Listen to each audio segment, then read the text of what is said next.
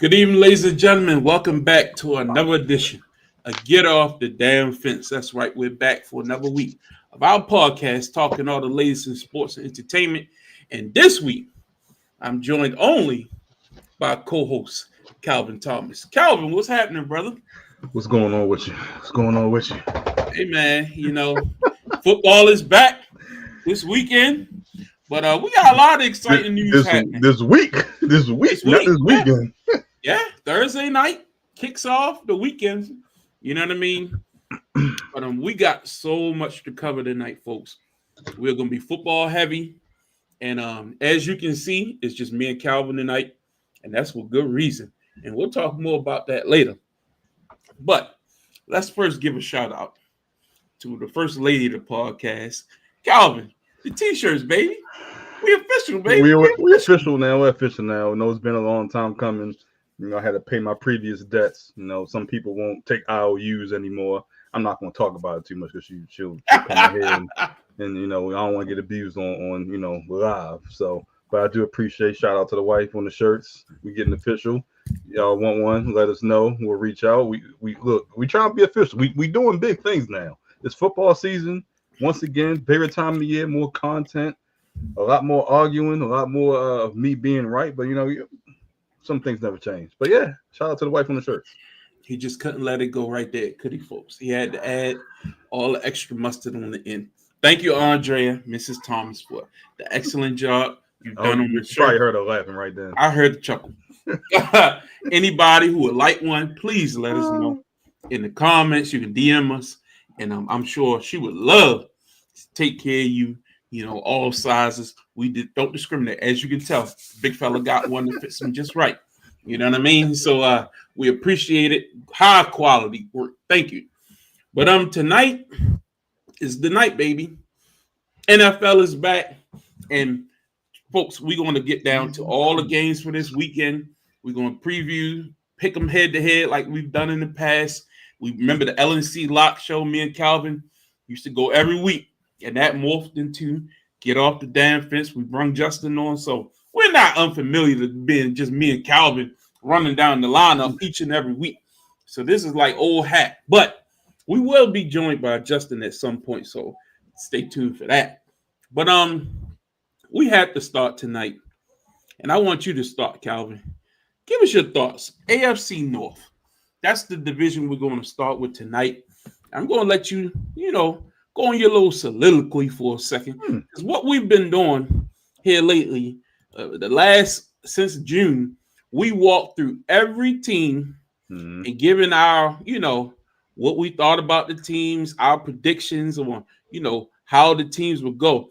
But this is going to be putting everything into a bite-sized format so that you all can, relive what we've talked about in the past. And you really get a feel for, these were our previous thoughts, but this is what we think now. And of course, I'm going to make sure that the screen's right when I do this. But, and really talk about, who's going to win these divisions and if there are any wild cards. And we're going to go division by division. We'll be here till tomorrow. We really went through team by team. That's why we split it up over the months. But Calvin, overall, give me your thoughts on the AFC North. The more things change, more stay the same. In my opinion, the Baltimore Ravens have been running this division the last 2 years. If Lamar Jackson is healthy, he has won the AFC North. The only 2 times that Cincinnati has won during his 8-year career, nine including his first year, we didn't start all 16 games, was when he was hurt those 2 years. So if Lamar Jackson is healthy, pencil in the Ravens for AFC North title, which I will do this year. They are the best team top to bottom in the division, arguably in the league. We'll talk about that a little bit. But with Lamar Jackson at quarterback, he makes everyone behind him better. We've seen this man lead the conference at 6-2 with the backfield of yesterday's Devontae Freemans and Latavius Murray's when Gus Edwards was hurt. We've seen him lead the league. We've seen him win MVPs with Hollywood Brown and Willie Snead. Lamar Jackson, who? Yeah, I said, geez, you're right. Lamar Jackson is healthy. He wins games. He makes everyone around him better. I have the Ravens win the division once again. I think nothing changes. The only thing that comes into play is if games are tight, if you play down to your competition like we saw last year against Vegas, against Cleveland, and a kicking game comes into play. Now all of a sudden you got to worry about your rookie kicker. But besides that, in every facet of the ball, the Ravens are better. I have Cincinnati's fans in second. I have them as a wild card. So we'll talk about that a little bit later as well. I think this team, we know what this team is offensively, arguably the best trio in football. They're going to put up numbers, but will they stop anyone? And I don't think they will this year, but they play a little bit of a softer schedule, and they start off with the softer schedule. They can start off hot, 2-1, 3-0, and kind of get those wins compounded. So when you play a Baltimore down the road, when you play a Pittsburgh down the road, when you play your tougher teams down the road, you can, if you have a loss, it doesn't really hurt you. So Cincinnati finishes second. I have Pittsburgh finishing third. Now, if you want, I don't have them finish 500. I have them going 8-9. Now, this is going to be a hot take because Mike Tomlin never finished under 500. But I think this is going to be the most exciting team for what can happen off the field. What happens on Tuesdays on the Pat McAfee show? What happens when Aaron Rodgers doesn't play well? What happens when DK Metcalf gets frustrated with Aaron Rodgers? What happens when Mike Tomlin gets frustrated with his offense? I think off the field, this will be a very interesting team. It doesn't mean it's going to be good. But I think the Pittsburgh Steelers are going to finally realize they need to start off with a fresh quarterback and then go from there in this division. We finally round up with the Cleveland Browns. I wonder how long before we see Shedeur Sanders or Dylan Gabriel. We know one of them will finish the season. If they don't go with another route next year in the draft, they got to see what they got with these new guys. So at what point do we see those new guys? We don't know. We don't expect much from that offense. They still have Jerry Jeudy. They still have top flight receivers. They still have Njoku at tight end. They have a staple of running backs. We'll see who comes out at the top, but they'll be exciting to watch just to see what happens with these rookie quarterbacks going forward. How long before Joe Flacco is possibly backing up somewhere else on a contender? How long before we see these young guys? How long before we see who's going to be the potential future of the Cleveland Browns? So that's my breakdown of the AFC North. I mean, that's an excellent breakdown. I agree with you on many fronts. I think that order is just about, you can pencil that in. I know a lot of people are higher on Pittsburgh than I am. Mm-hmm. I would not be shocked if Pittsburgh was 500. I mean, that's what they do. Mm-hmm. But at the end of the day, is that going to win you a division? No. Is that going to win you anything of any substance in the playoffs? No. They are a pedestrian, middle-of-the-road team. Now, the Cincinnati Bengals are interesting. We all know what their offense represents. We all know that they have a top-flight quarterback and a high-power offense led by Joe Burrow with Jamar Chase and T. Higgins and the running back Chase Brown out the backfield. They're loaded.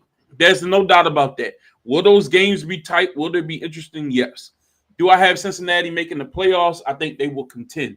Remember, this team did not make the playoffs last year when they set records on offense. So just to say that they have a great offense doesn't mean that team, you can pencil them into the playoffs. So my problem still remains, what have they done to upgrade that defense? I haven't seen any evidence that they'll be any better. I haven't seen any evidence that there was games that they lost tight. They'll lose this time around. I have no evidence that Zach Taylor is the right coach for this team.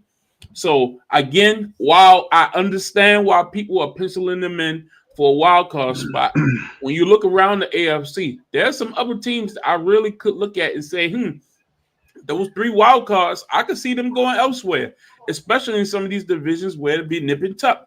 But this is the AFC North. It's the Bruiser League. They will beat up on each other. Cleveland will beat a Cincinnati. Cleveland will beat a Pittsburgh. Cleveland might sneak a Ravens. That just happens. That happens from year to year. So, again, I'm going to be very interested to see if the Ravens handle their business. I talked about this last week essentially, so I will not go into great detail again.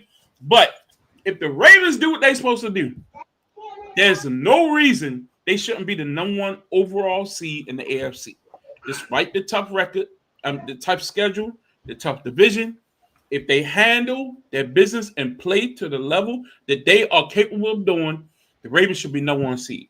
And we're going to talk about that later when we break down our divisions. Justin ain't here, so I'm going to give him some time, and we'll talk about that. But as far as the AFC North, I agree with you on the order that you gave. But I really think this comes down to, will the defense of Cincinnati step up? Will the defense of Pittsburgh, which has some names on it, be as good as they are advertised name value-wise? And what will be the status of Aaron Rodgers throughout the year? I mean, look, He's aged. We saw what he looked like in New York. I'm not putting a lot of stock in that, but can he sneak you a game or two? Maybe. You never know. So I think when we talk about the preview for this Sunday, that will give us a good indication on where Aaron Rodgers is heading into this season. All right, so that's the AFC North. Let's move on because we got a lot to cover. Let's get into this AFC East. Calvin, what's your thoughts? Well, I'll start. You started. You start, yeah. Yeah. So for me, last year I was the only person who had Buffalo winning it going into the playoffs. And I was right, you know what I mean? But I also must take my lick and say I was wrong and that I had Miami. I had Miami going to the Super Bowl. Yeah. That's right, folks. I look stupid, but I thought they had the offensive talent, defensive talent, but the injury bug really nipped them in the bud. And that has been the tale. So as for me, Buffalo is the class of this division. I would not be shocked if Buffalo, they'll be right back in the AFC Championship game once again this year. This team has everything it takes to be a winner. This team has everything it takes to dominate. I really think this team has everything. You know, if you look at the defense, they're young, they're fast. I mean, you hear Calvin's son in the background. I mean, he agreeing with me. You know what I mean? Just loud, just you know what I mean. That's how I go. You know what I mean? But I really think that the addition of Joey Bosa will give them something that Von Miller wasn't able to give them. I think they signed Gabe Davis back, another veteran receiver today. I think they just have everything with the running game. Josh Allen is an ultimate Swiss Army knife. Look, I'm not glossing, but that's just the reality. They're the class of the division. I got Miami finishing second. Look, if Tua is healthy, this team can still make some noise. I know that's the problem, though. When has Tua been healthy? That is the problem. So, one hit. Achane limping into the season. We know about the issues they have on defense. They went out and got Minka Fitzpatrick. He'll come back reinvigorated. I just think they need to do some things from a defensive perspective with Bradley Chubb, making sure he's on the field. They will be a contender. And when we get into our playoff contention, I might got them right there with another wild card. I know it's going out on the limb again, but they just have so much offensive firepower. I cannot just overlook that. I cannot overlook. Their health will be the reason this team is good or they're not. That's just the bottom line. It's all about health. They got talent. The New York Football Jets coming in number 3 for me. Justin Fields, hey, it's your team, man. You got the ball now. Show us what you got. You know what I mean? Look, there's no Aaron Rodgers. There's no cloud hanging over this team. You go out there and show us what you got. Now, everybody told me, no, not everybody. Not everybody. Justin told me that they was going to have a 2,000-yard rusher last year. I need to see that come to fruition this year. I remember that. I think I was saying I need to see that coming to fruition this year. So, Jets, go out there and fight for a wild card. Let's see what happens. And then I got New England. And look, this is close. This division is sneaky all right because Drake May is no bum. Drake May played well last year. They just needed a couple extra big plays. And I don't know that Stephon Diggs, if he's healthy, I don't know that he's not that guy that helps put this offense over the top. They can run the football. They showed they can play defense. They were in every game last year. It will be this team will not be an easy out. Mike Vrabel coming in as the new head coach. I like that. And I like New England. I got them listed as 4th on my list, but they could easily be 3rd. Easily. So, honestly, I might put them 3rd. I think I got New England over the Jets. I'm going to just say it. I know the Jets defense is a little bit more seasoned, but I like what I see in New England. That's my thoughts. What's your thoughts on the AFC? So I was going to say I was going to switch New England and the Jets, but you already did that. So with that switch, we agree: Buffalo, Miami, New England, and then the Jets. I'm very high on Mike Vrabel as a coach. I think he automatically adds a win, maybe a win and a half to the New England Patriots. So I'm very high on them. I believe year 2 Drake May, he has the potential to take that step and kind of be on par with JD5, maybe a little bit below because they have the same talent. But defensively, I think they'll be better. They'll be better in the run game. You have a number one quote unquote receiving Stephon Diggs. I mean, he's coming off an injury, but if he can garner the attention and kind of just focus and allow you to focus on other receivers, then it's a win on offense. But I think Drake may have the potential to be the second best quarterback last year's draft, taking that step over Kel Williams, and with Mike Vrabel, who's going to be your head coach now. Kel Williams has Ben Johnson in Chicago, so that may kind of offset because he's an offensive guy. With Tua in Miami, if Tua's healthy, the playoffs, they can make it, but it's just knowing that Tua is one hit away, and you got to get through 17 games, and you're always one hit away. And I don't know if that next hit is going to be the hit in which I don't see you get up once again. So I can't say that I'm going to have them a contender for the division when I don't know if you're going to get up when you take that next hit, and that's every hit from here until week 18. And it's hard for me to just rely on him and saying he has great weapons, but we've seen him have when he's not there. Those weapons, they're just not the same. So if he's healthy, which is always a big if he's healthy, they can contend for the division. They can go toe to toe with Buffalo. They have the talent, but it's just a matter of he misses 4 or 5 games, and all of a sudden you lose those 4 or 5 games, and now you're just behind the 8 ball. You're trying to play catch up. So it's hard to just rely on that year in and year out. So, and then finally with the Jets, they're searching for their quarterback. They're starting over. So Sauce Gardner wasn't even top 100, which is a complete and utter disgrace in my opinion. But I don't think Jaden Daniels. Justin Fields is their guy. He's just a stopgap until they get their guy next year or even the year after. But they have talent on offense and defense. So you just can't just throw a season away. But that's true. He's just not the guy for them. And when you have the worst quarterback in the division, I don't see how you can win games consistently. So I have the same order as you have. Yeah. All right. What's your thoughts on the AFC West? Tell us about it. Well, Kansas City is always the classiest division. I in one of my parlays, I have them going over. I think it's the overs 11.5. So I got them winning 12 games. It's just year in and year out. It's just Kansas City. I cannot until it happens. I will not say they won't win 12 games. They won't be in the playoffs. They won't be in the divisional round. They won't have home field advantage in the first 2 rounds. It's just them. They got better on the offensive line. Still the same. And now they actually help their receiver. Once they get Rashee Rice back, you have Rashee Rice, Xavier Worthy, and Hollywood Brown. You still have Pacheco. You still have Kelsey. That offense has the potential to be explosive. Defensively, they're still trying to kind of get by with the same retreads, but it's still Patrick Mahomes. Mm-hmm. It's Patrick Mahomes. That should be enough said right there. The Chargers, I think, look, you added a running back. You added 2, actually. You added Najee Harris. You drafted a rookie, and I think it's I'm blanking on the name. I want to say it was Quinton, but that's not it.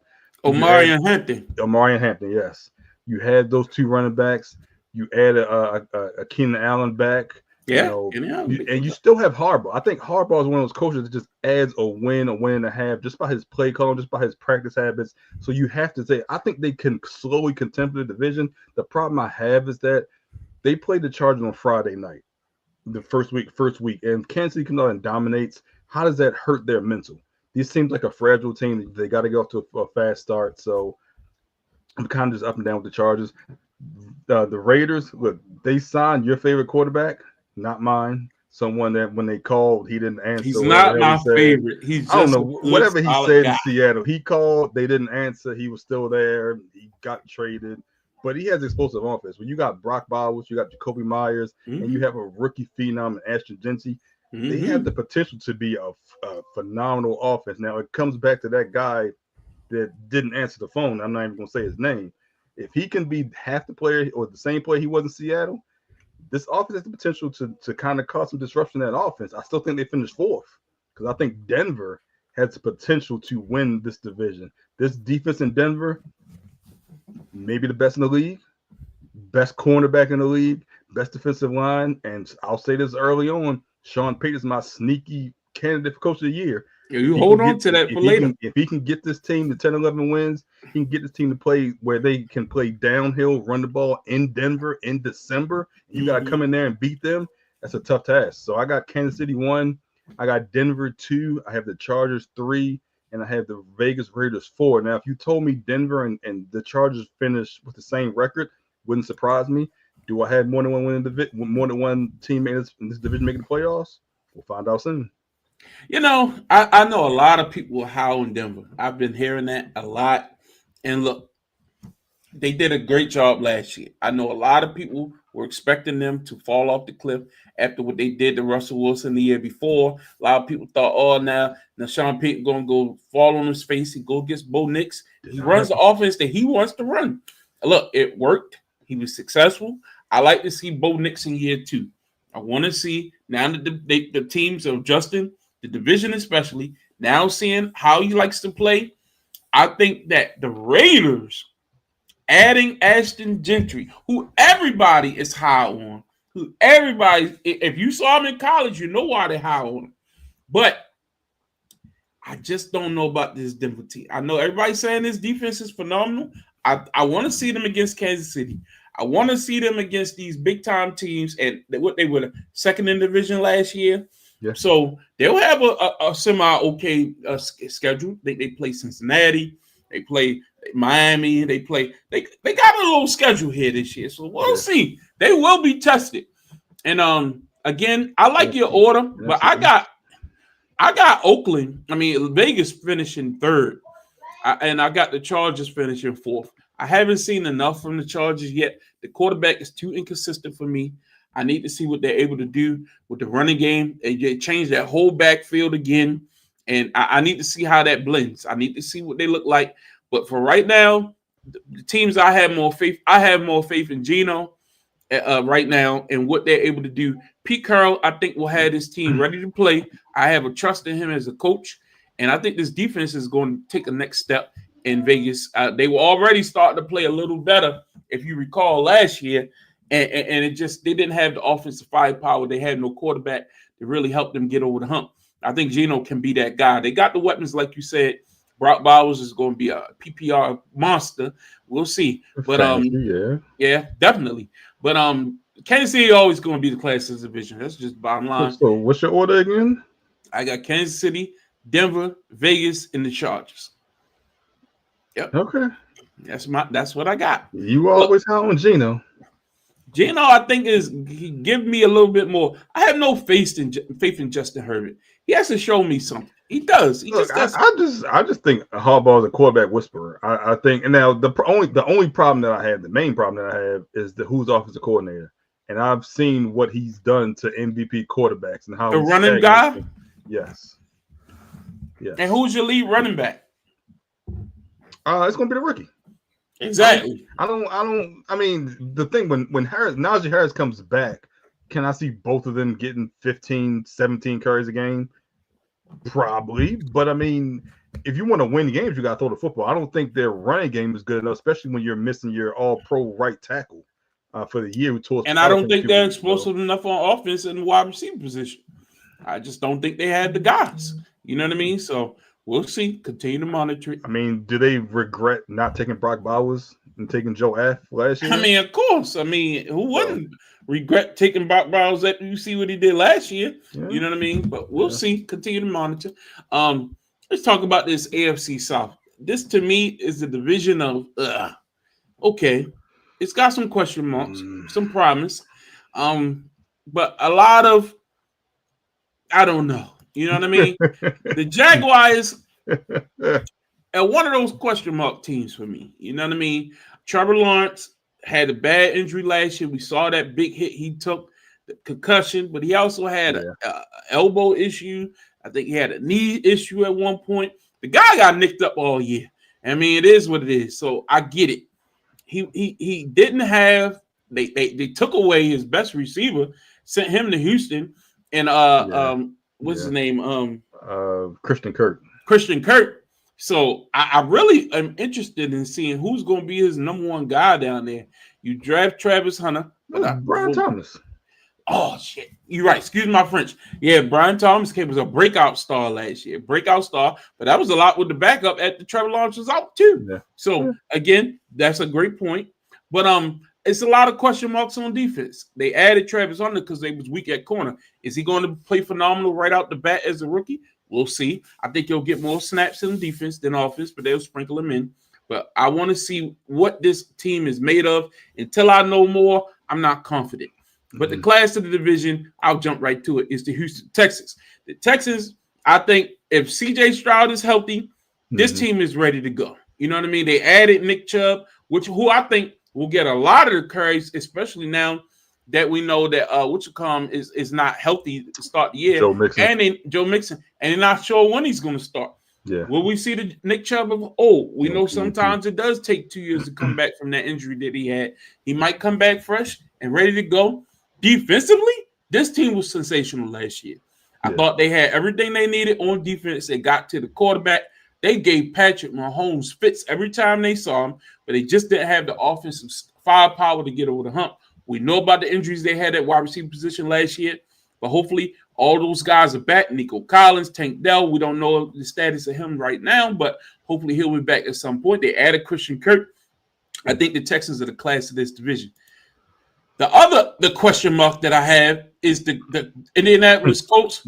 You starting Daniel Jones at quarterback, you're asking to be fourth in the division.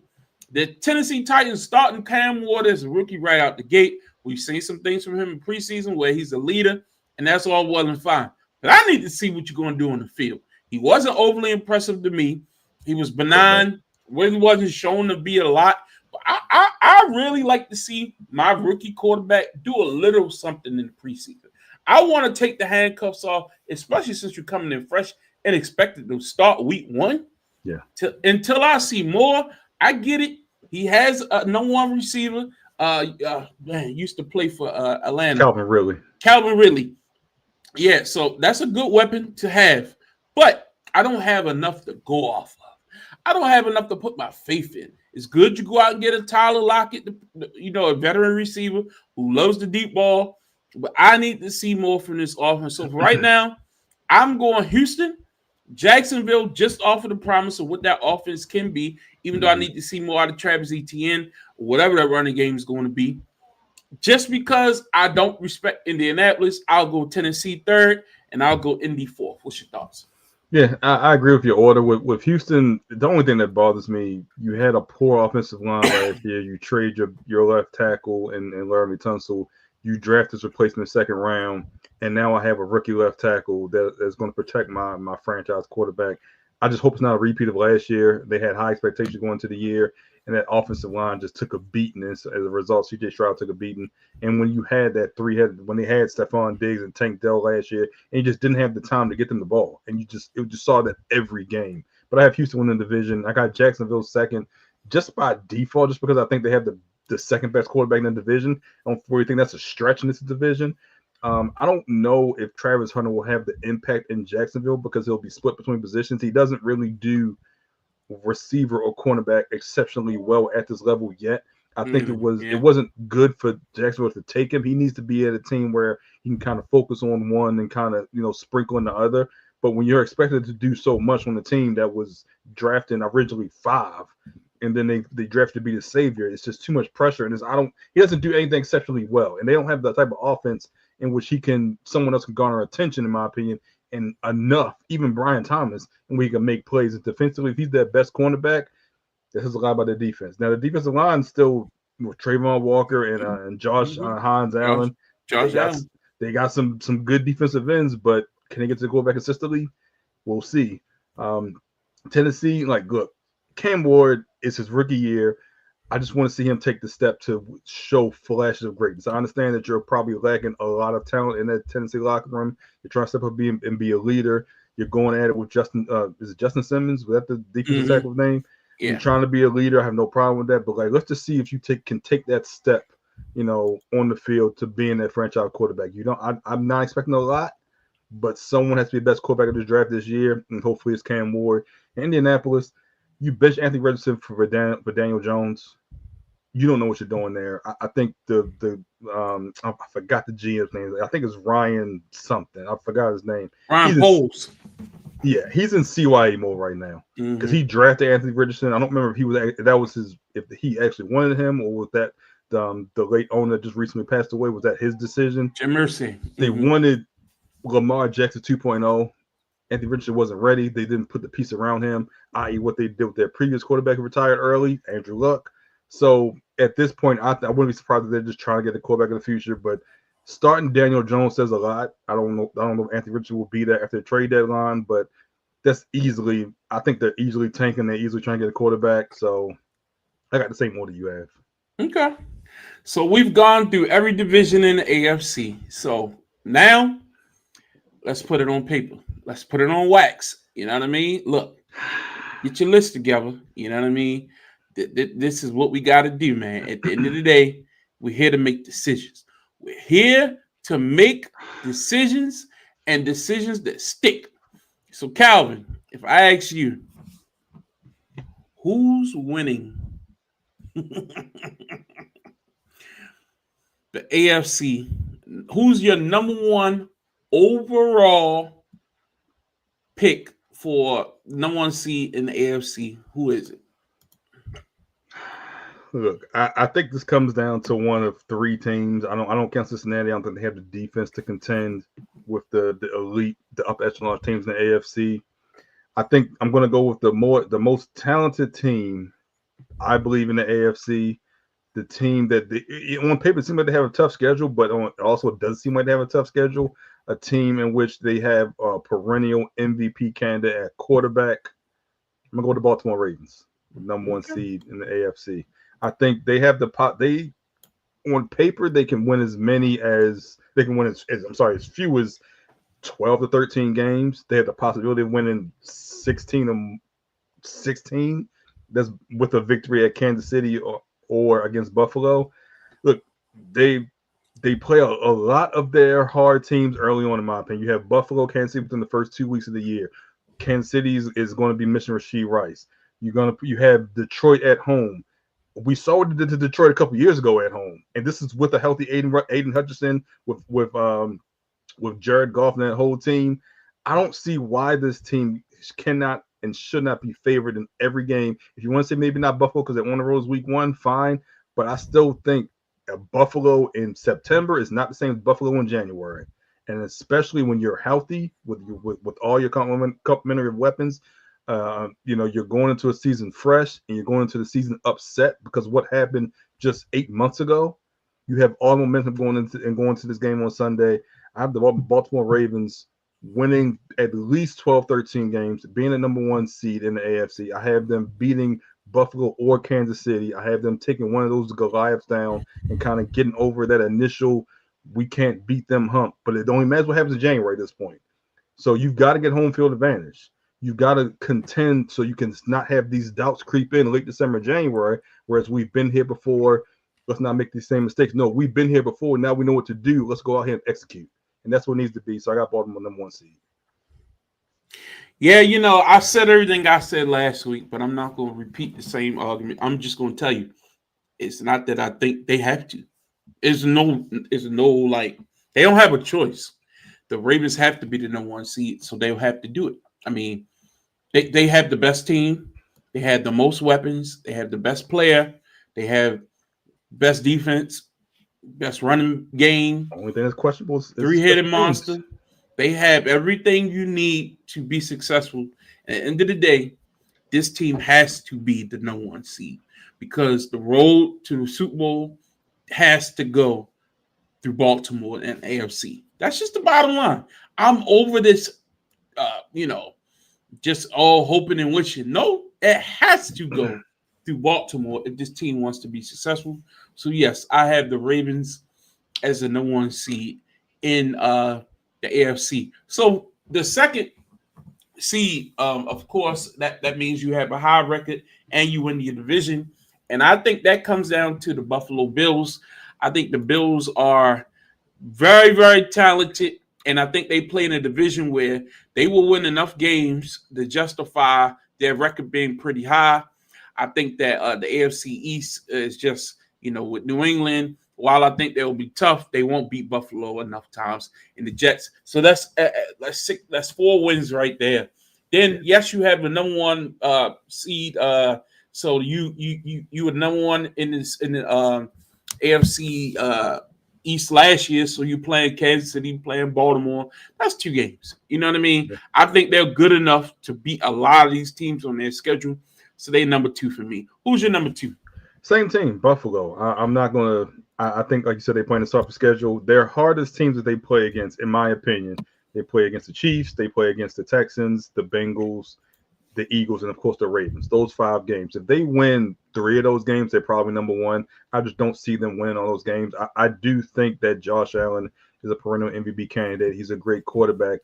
You can say what you want about the weapons around him, but he just doesn't make them as good as Lamar Jackson does. We talk about everything that Lamar does with all the weapons he has. There were no names until they started playing with Lamar Jackson. Josh Allen just doesn't elevate those players to that same level. However, they've gotten a Bosa on defense. They're better defensively. They're healthier defensively as well. Even when they played the Ravens last year, I think they were down a couple of linebackers and defensive linemen, so they're healthier early on.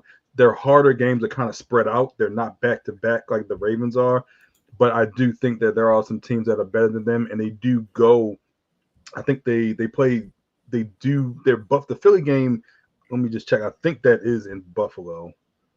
So I think they do, yeah. So they do have their harder games at home, the Ravens game, the Buffalo game, the Tampa Bay game, even the Kansas City game. So they do have a chance to win more of those games at home, but I just don't see it happening.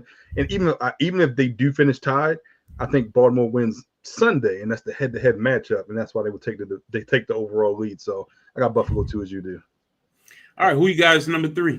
I got Kansas City. I think the AFC South is the worst division in the AFC. Even though Kansas City plays in a tougher division, it's still Kansas City. It's still Patrick Mahomes. He's still the standard at quarterback. I think they still win 12 games. Is the division harder? Yes. But does Denver have to also beat the Chargers? They had to beat Vegas? Yes. I just think Kansas City can go 4-2, 5-1 in that division, even though they play a Baltimore, even though they play a Buffalo. They have a tough schedule, but it's been the same thing the last 5 years. They're used to this. And they don't have to go be home to win playoff games. So even if it's not close and they rest late, they still make the Super Bowl. They've done it 2 years ago. So I got Kansas City at 3. I just think no one, until you beat them in the playoffs, they're still up there. It doesn't matter.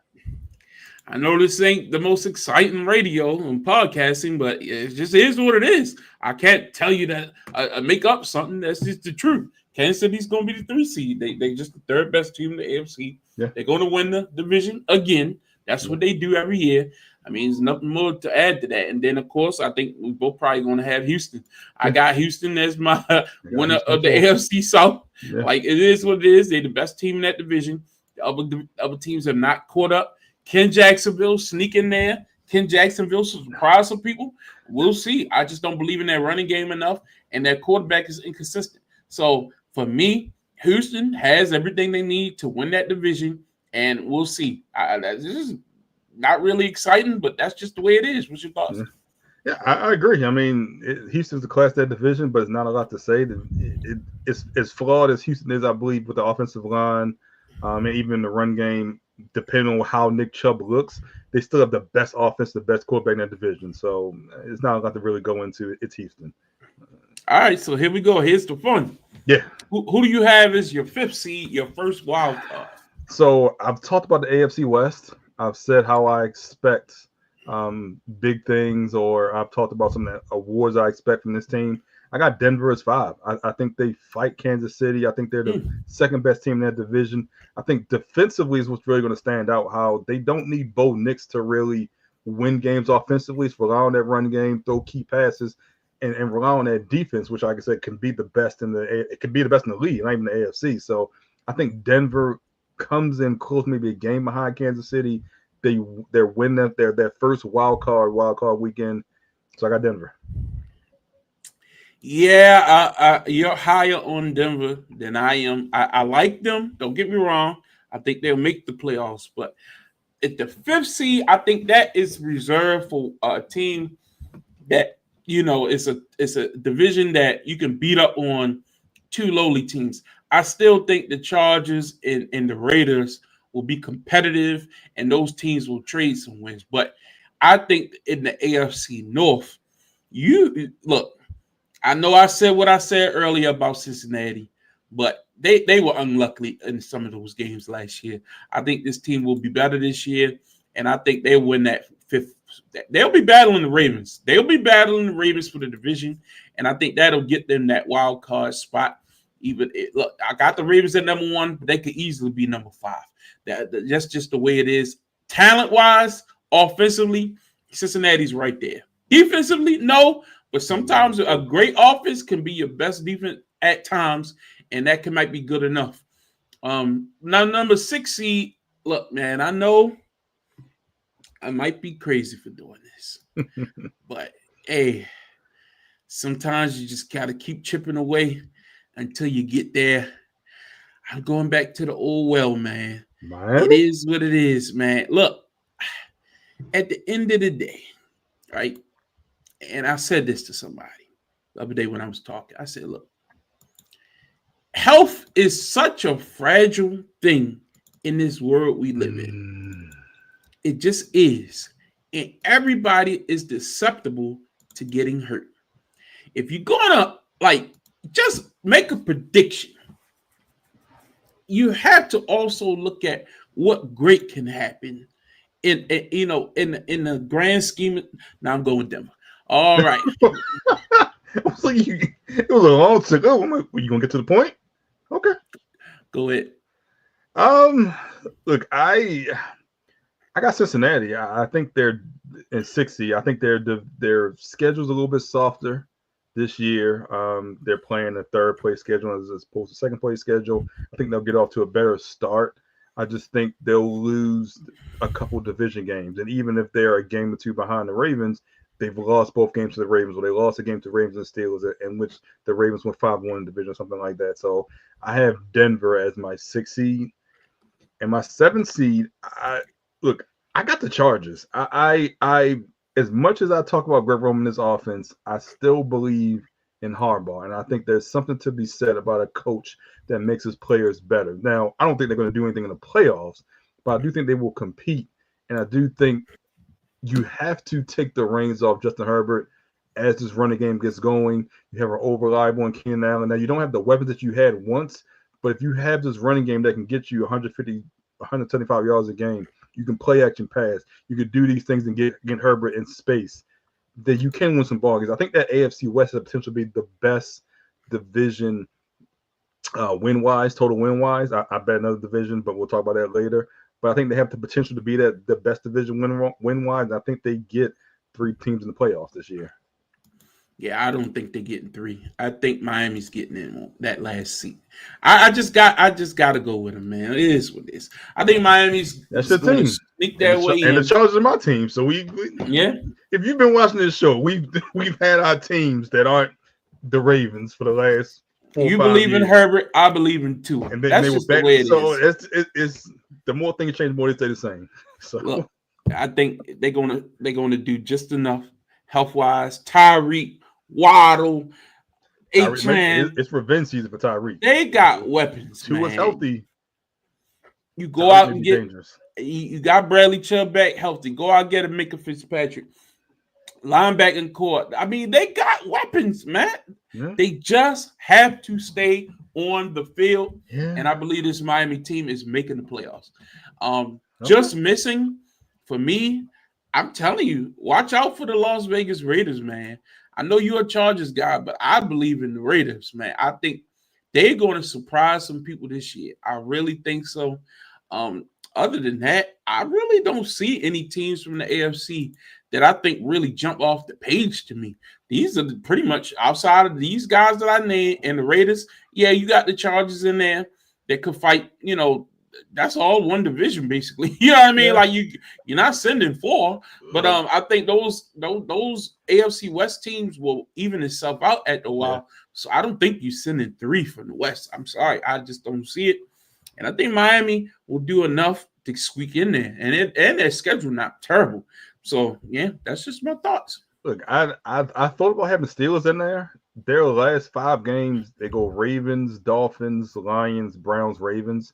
If that Ravens game at the end of the year doesn't matter and they need a win, I think they can easily get that win. If you beat the Browns week before, you can. If they beat the Dolphins 2 weeks before that, maybe they ain't beating the Dolphins. Chill out. So as I said, the Steelers are the team that I thought about for a second. I just don't know what to expect week to week. I don't know, I don't know what they're going to do offensively. And I just think if you are the team in which the best quarterback in the division is Lamar Jackson, in my opinion, the second best is Joe Burrow, it's a long way down to Aaron Rodgers at this stage. If you can't score points consistently, if you're one-dimensional and only have DK, I don't know if the defense can play lights out. You can give up 15 points and lose. I just don't know what to expect. I don't know. I think there's going to be drama. I don't know if Mike Tomlin's really all in on Aaron Rodgers. They've been searching for a quarterback to replace Ben for 5 years. I think it's just time to start from scratch. They kind of picked Kenny Pickett a little too early, used him up in 1 year, didn't like him, and got rid of him. So I just don't know what to expect from them. But I could see a world in week 13 where they're 7-6 and vying for a playoff spot. I just wouldn't predict it right now. Yeah.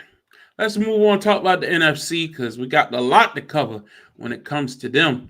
And we're going to start with the NFC East. The East has been, the kings of the NFL reside in the East, and that's the Philadelphia Eagles, the defending NFL champions. Look, at the end of the day, to beat a man, you got to beat the man, and this Eagles team is still loaded. I don't care. Look at it. When you got Saquon Barkley, Jalen Hurts, A.J. Brown, look, Devontae Smith,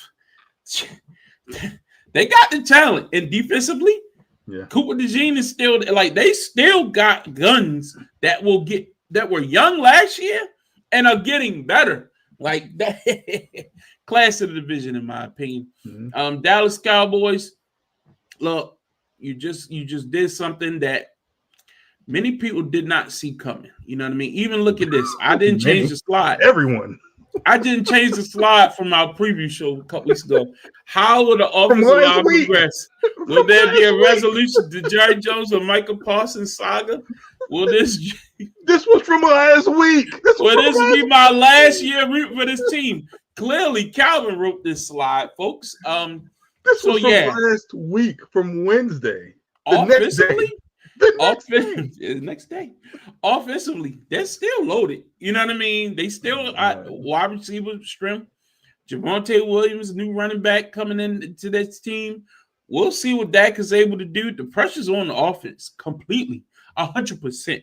And Jerry Jones made sure of it because losing Michael Parsons and trading him within the conference is a hell of a decision, especially when you'll be vying for a wild card spot, possibly with the team that you traded them to.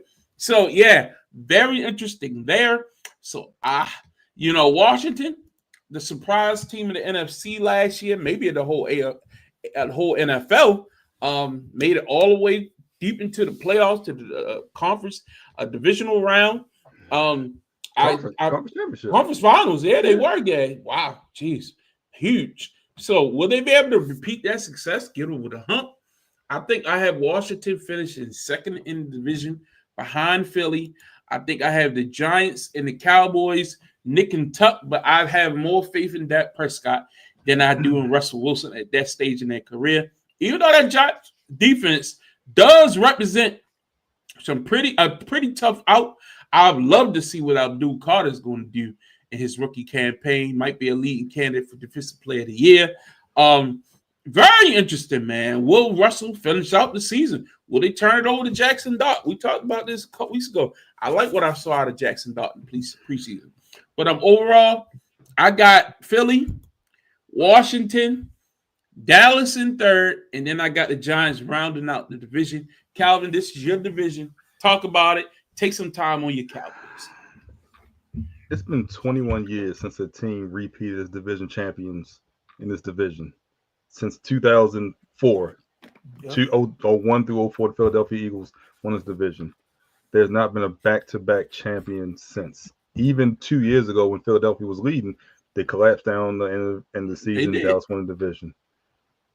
So I don't think that's happened again this year. I got Washington football team, Commanders, Redskins, whatever you want to call them, finishing first in the NFC East this year. I think they have a softer schedule. You have JD 5 year 2.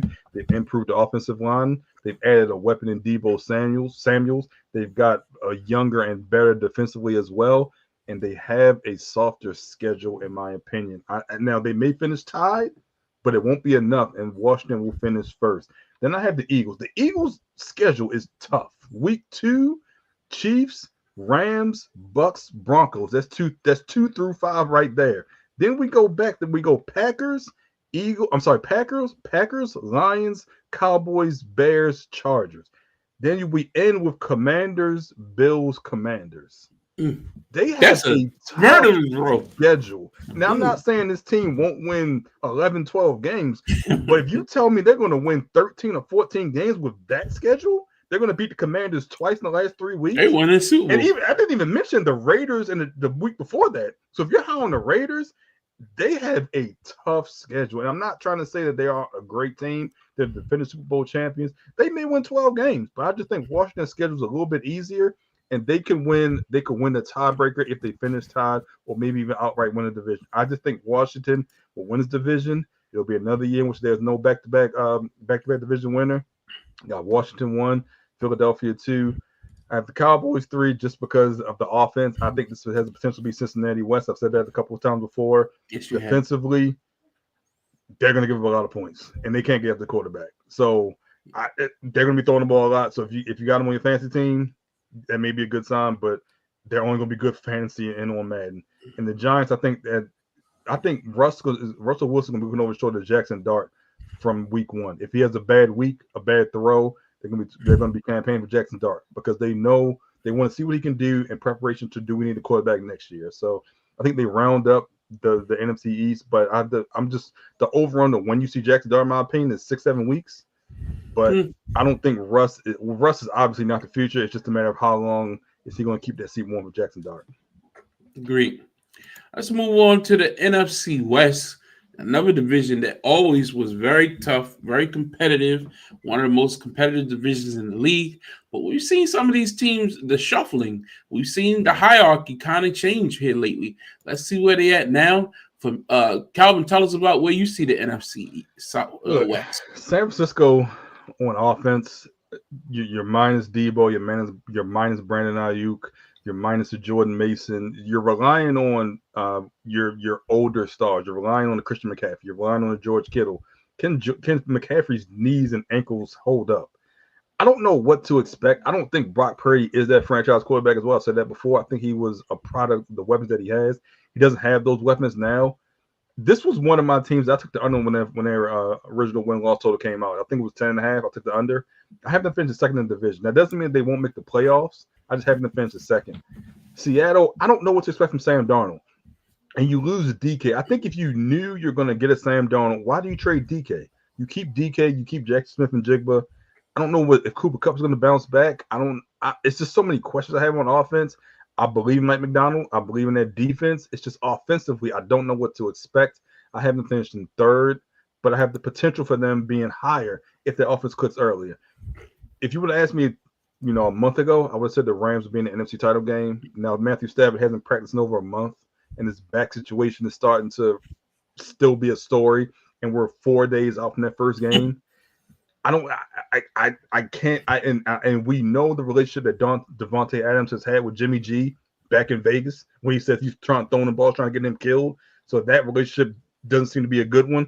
I still have the Rams win this division. I think they have too much talent. Kyron Williams, Puka, Devontae, who I just mentioned. I was seeing where you was going with that. Too much talent on this team, in my opinion. And what the worst thing, your defense last year was young. Now they're young and they're experienced. And Jared Verse getting after the quarterback. Yeah. These are guys that just still hang around Aaron Donald and still get that knowledge from him, but they're young and they're ready to go. So I think they have the best of defense in the division, even better than San Francisco. In Arizona, look, Kyler Murray has been up and down his whole career. They paid him like he was a superstar quarterback. I just don't know if he's ever had the proper talent around him. Now they have some leadership out there now. They signed Calais Campbell, who's back home out there in Arizona. I just don't think they have enough in what can be a stacked NFC West.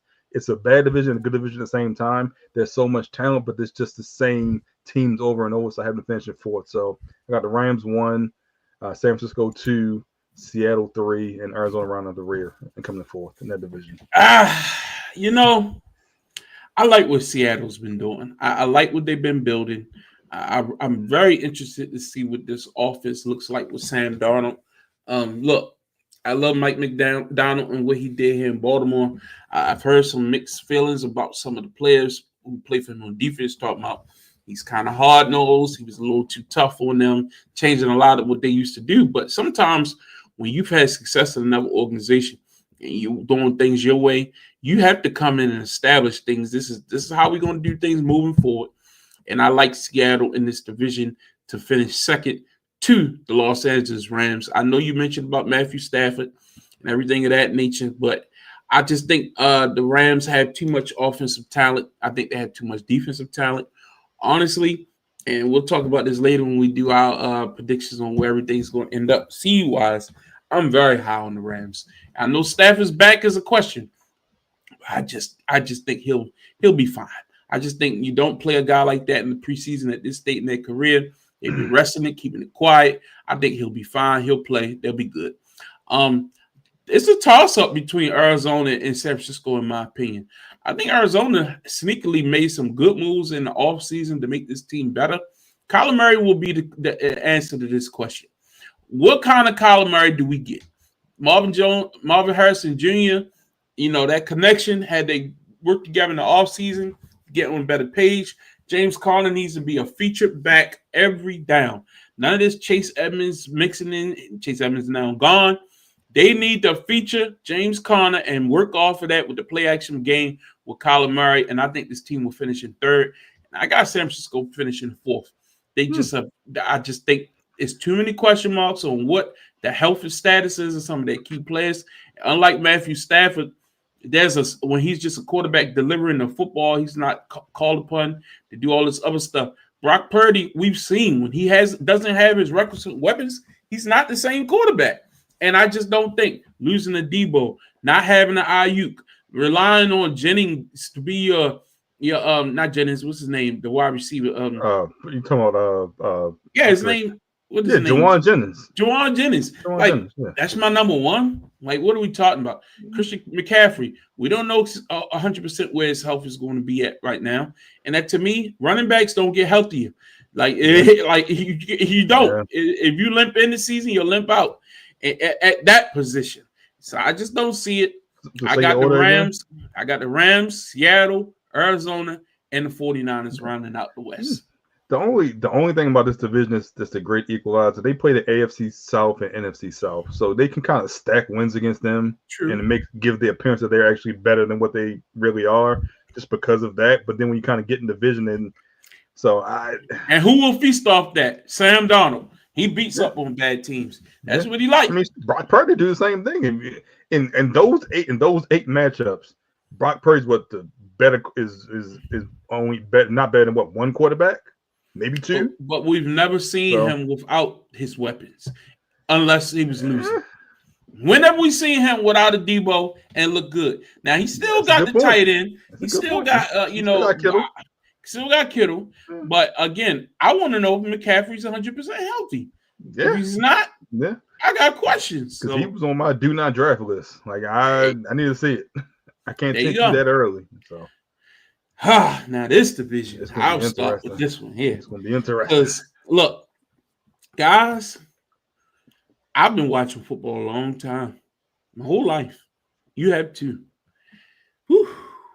We've talked about the AFC North, they've had some times where it's tough. NFC East, Dallas, Philly, Washington, Giants. We've had years where the AFC West, the NFC West. But this division here, this year, the NFC North, honestly, legit.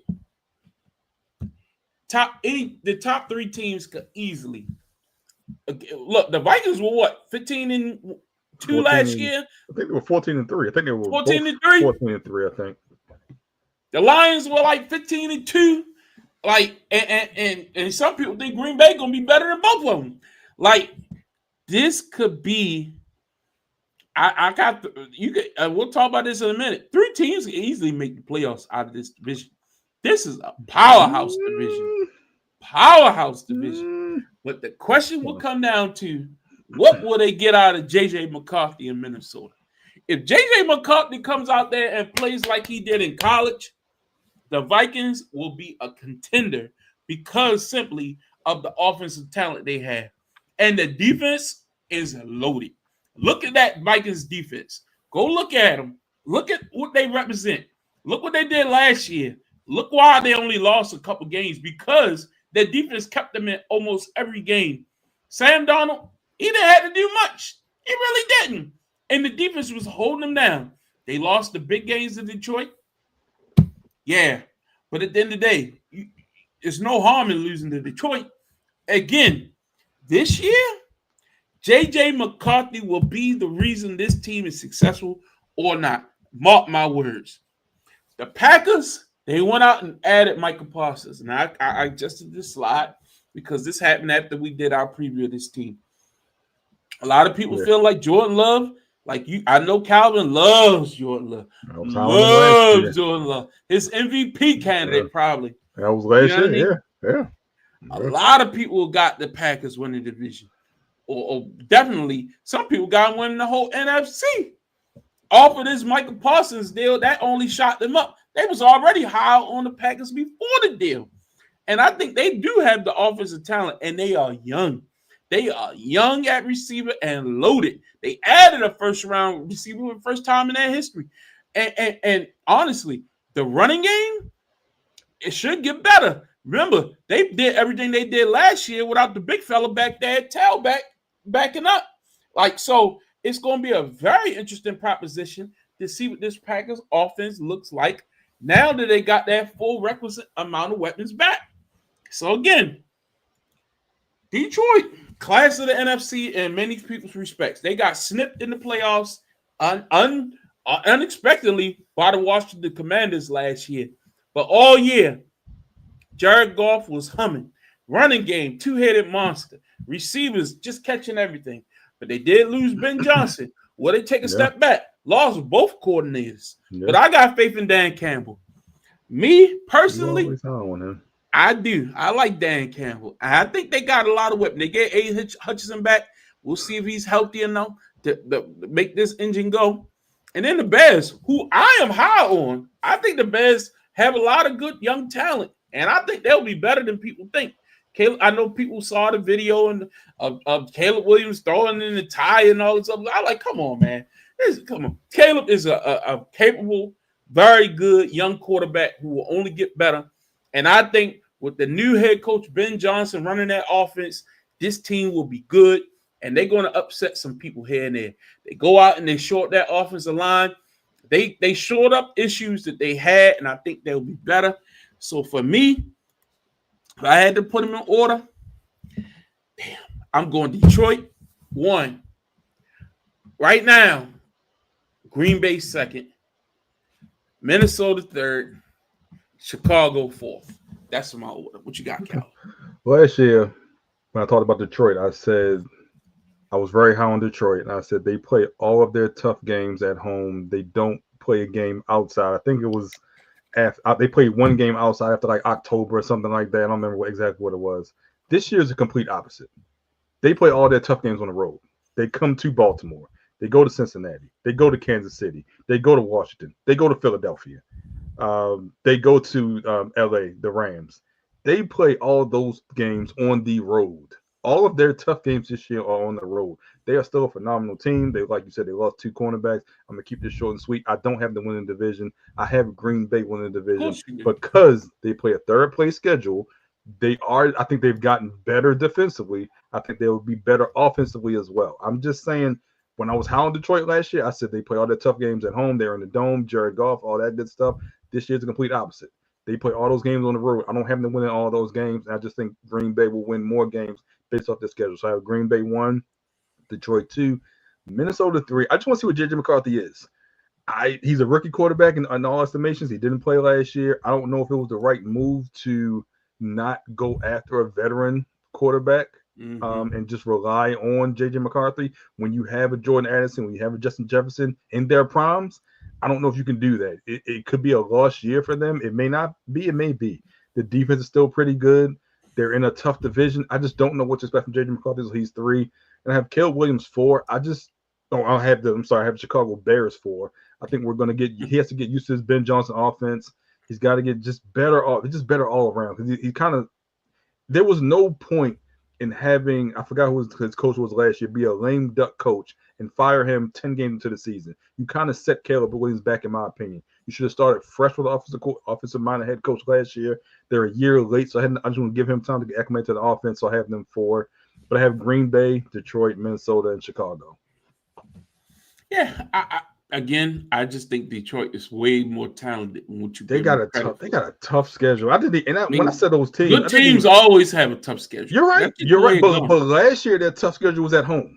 I didn't even Okay. mention Tampa Bay. I didn't even mention. I mean, they played Green Bay, but they played them on the road and at home. But they just have a tough schedule, and a lot of those games are on the road. That's what good teams do. But but last year when I was high on them, and I said they're gonna win a lot of games. All their tough games were at home in that dome with that loud noise. So you give me credit for that. I did say that. I give you credit, but everybody thought they was going to be good. I mean, the point was, look at what they got on the field. Like they got snipped in the playoffs in a high scoring upset. Every defensive starter seemed like it was hurt. So yeah, that's what I mean. So it is what it is. We'll see if they made improvements in the right areas this year to correct those issues. Tell us about your thoughts on the NFC South. Unfortunately, this is Tampa Bay and everybody else, but give you my analysis. Tampa Bay wins the division. I think Baker Mayfield's potential to be MVP finalist. I will say this as well. This is one of my best that I put in, or that I will put in. I think they win the division, but I do think they start off maybe 1-2, 1-3. So I think you can get them at a better value in about a month when Atlanta's 3-0, they're 1-3. But I still have Tampa Bay winning when they get Tristan Wirfs back, they get Godwin back. So I do think they win the division, but you'll probably get a better rate in a couple of weeks or so. But I think they start off slow just because of the injuries and because of their schedule. I didn't have it pulled up, but I do think they start off slow with what they start off with: the Atlanta, Texans, Jets, Eagles. So if they're 1-3, I wouldn't be surprised if they're 2-2. But I think Atlanta starts off a little bit faster because they have Vikings, Panthers, Commanders. So I have Atlanta second. The question is, what is Michael Penix? He threw the most interceptions his last year at Washington out of any other starting quarterback in college. Is he just going to be his gunslinger type? Will they open up the offense? Everyone's expecting big things from Bijan Robinson, Drake London, and even Kyle Pitts. We seem like we have that same conversation year after year. And I don't know with this team, if Michael Penix starts off bad, I don't think you replace him with Kirk Cousins because you're trying to win because you don't have a first-round draft pick next year. So there's no reason for them to tank. So I don't know. They're relying on Michael Penix, but we don't know what he is yet. We got to see a full year from him. Carolina is interesting. I think Bryce Young finally kind of turned that corner. They drafted a young receiver, McMillan. They traded back to Minnesota Adam Thielen, which didn't really understand it. He's still a veteran. He can still help that receiving group. But I think Bryce Young finally turned a corner, so we'll see what he does and hopefully in a better season this year. And they bring him to Reds, the New Orleans Saints. They drafted a quarterback, and he's not even starting this year. This is a complete wash, in my opinion, for them. They're trying to get their quarterback next year. They were hoping it was going to be Arch Manning. Don't know if you really want him after what happened on Saturday, but it's a whole other story. But they may have the worst record in the year. I didn't bet it because I had another team, but this is something you look out for. But I had Tampa Bay, Atlanta, Carolina, New Orleans in that order. Yeah, I'm not wasting no time. I have the same order. It's a trash division. Ever since they made the decision to bench Kirk Cousins, Atlanta, get what you get. You get what you get. That's pathetic. Maybe they go trade for him in Minnesota. I hope they fail, and I hope I hope Kirk Cousins makes his way back to Minnesota, and he could take over that job. You know what I mean? Like, he deserved better, Kirk. I got your back, brother. I got your back. Anyway, so now that we've discussed that, let's talk about our NFC picks. And who do you have number one overall in the NFC, Calvin? I got the Green Bay Packers. I think they based off their schedule, I think they can win 13 games, and that's even if they go 3-3 in their division, which I think they'll beat Chicago twice. They'll split with Minnesota. They'll split with Detroit. But I have Green Bay's number one in their division. I just think they have a lot of talent. I think their schedule is going to allow for them to beat up on a lot of bad teams, and I just they'll end even if they, like I said, if they end up with one game more than Detroit, it's still a better record than them. But I just have Green Bay winning the conference this year. I knew you were going to pick that. I said the toughest division in football. You still going to take one of them to be the number one overall seed. Detroit was number one seed last year. Minnesota could have been too. The Green Bay was not that great last year. I thought You're right. needed more maturing. They needed to step up. They Minnesota was sensational. But again, I have to see it to believe it with Green Bay. I'm not leaping all the way out there.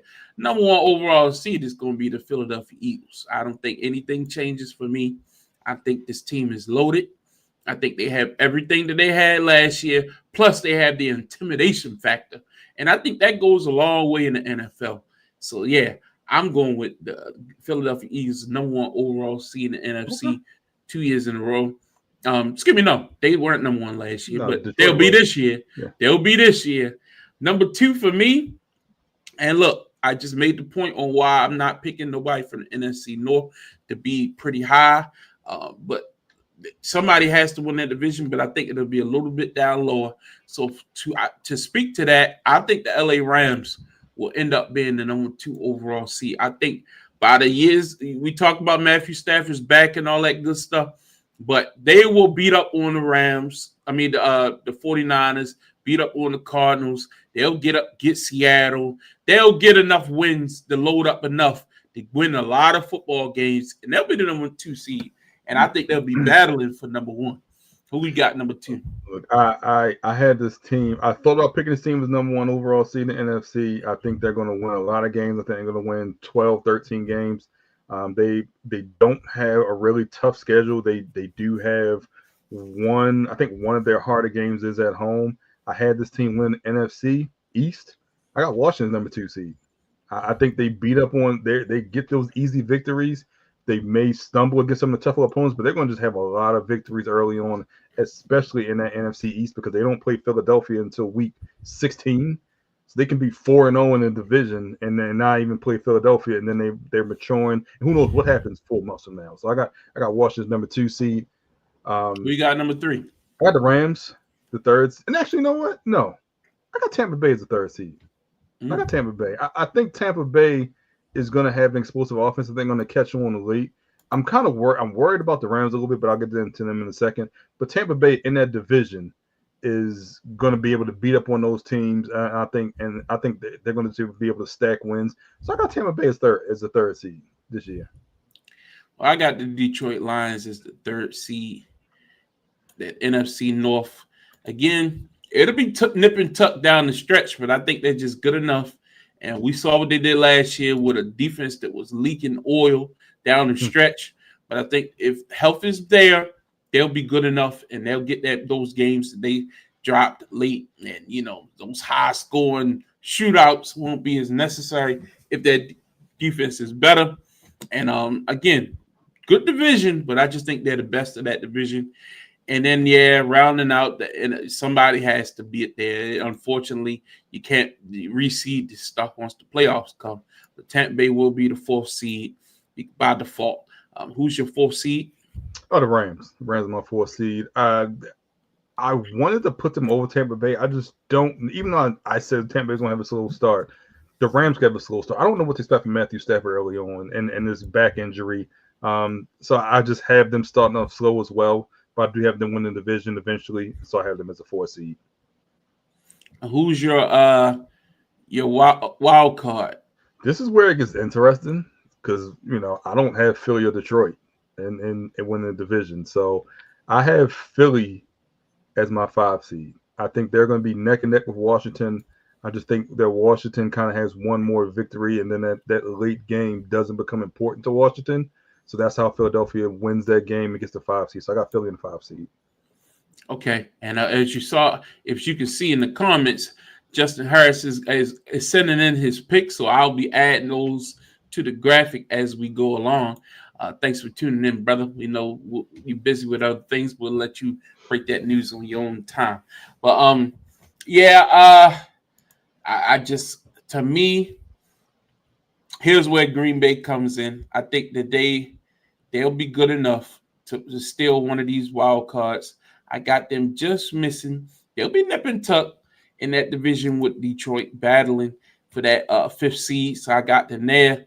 And then at the 6th seed, look, I know I said it earlier in my preview.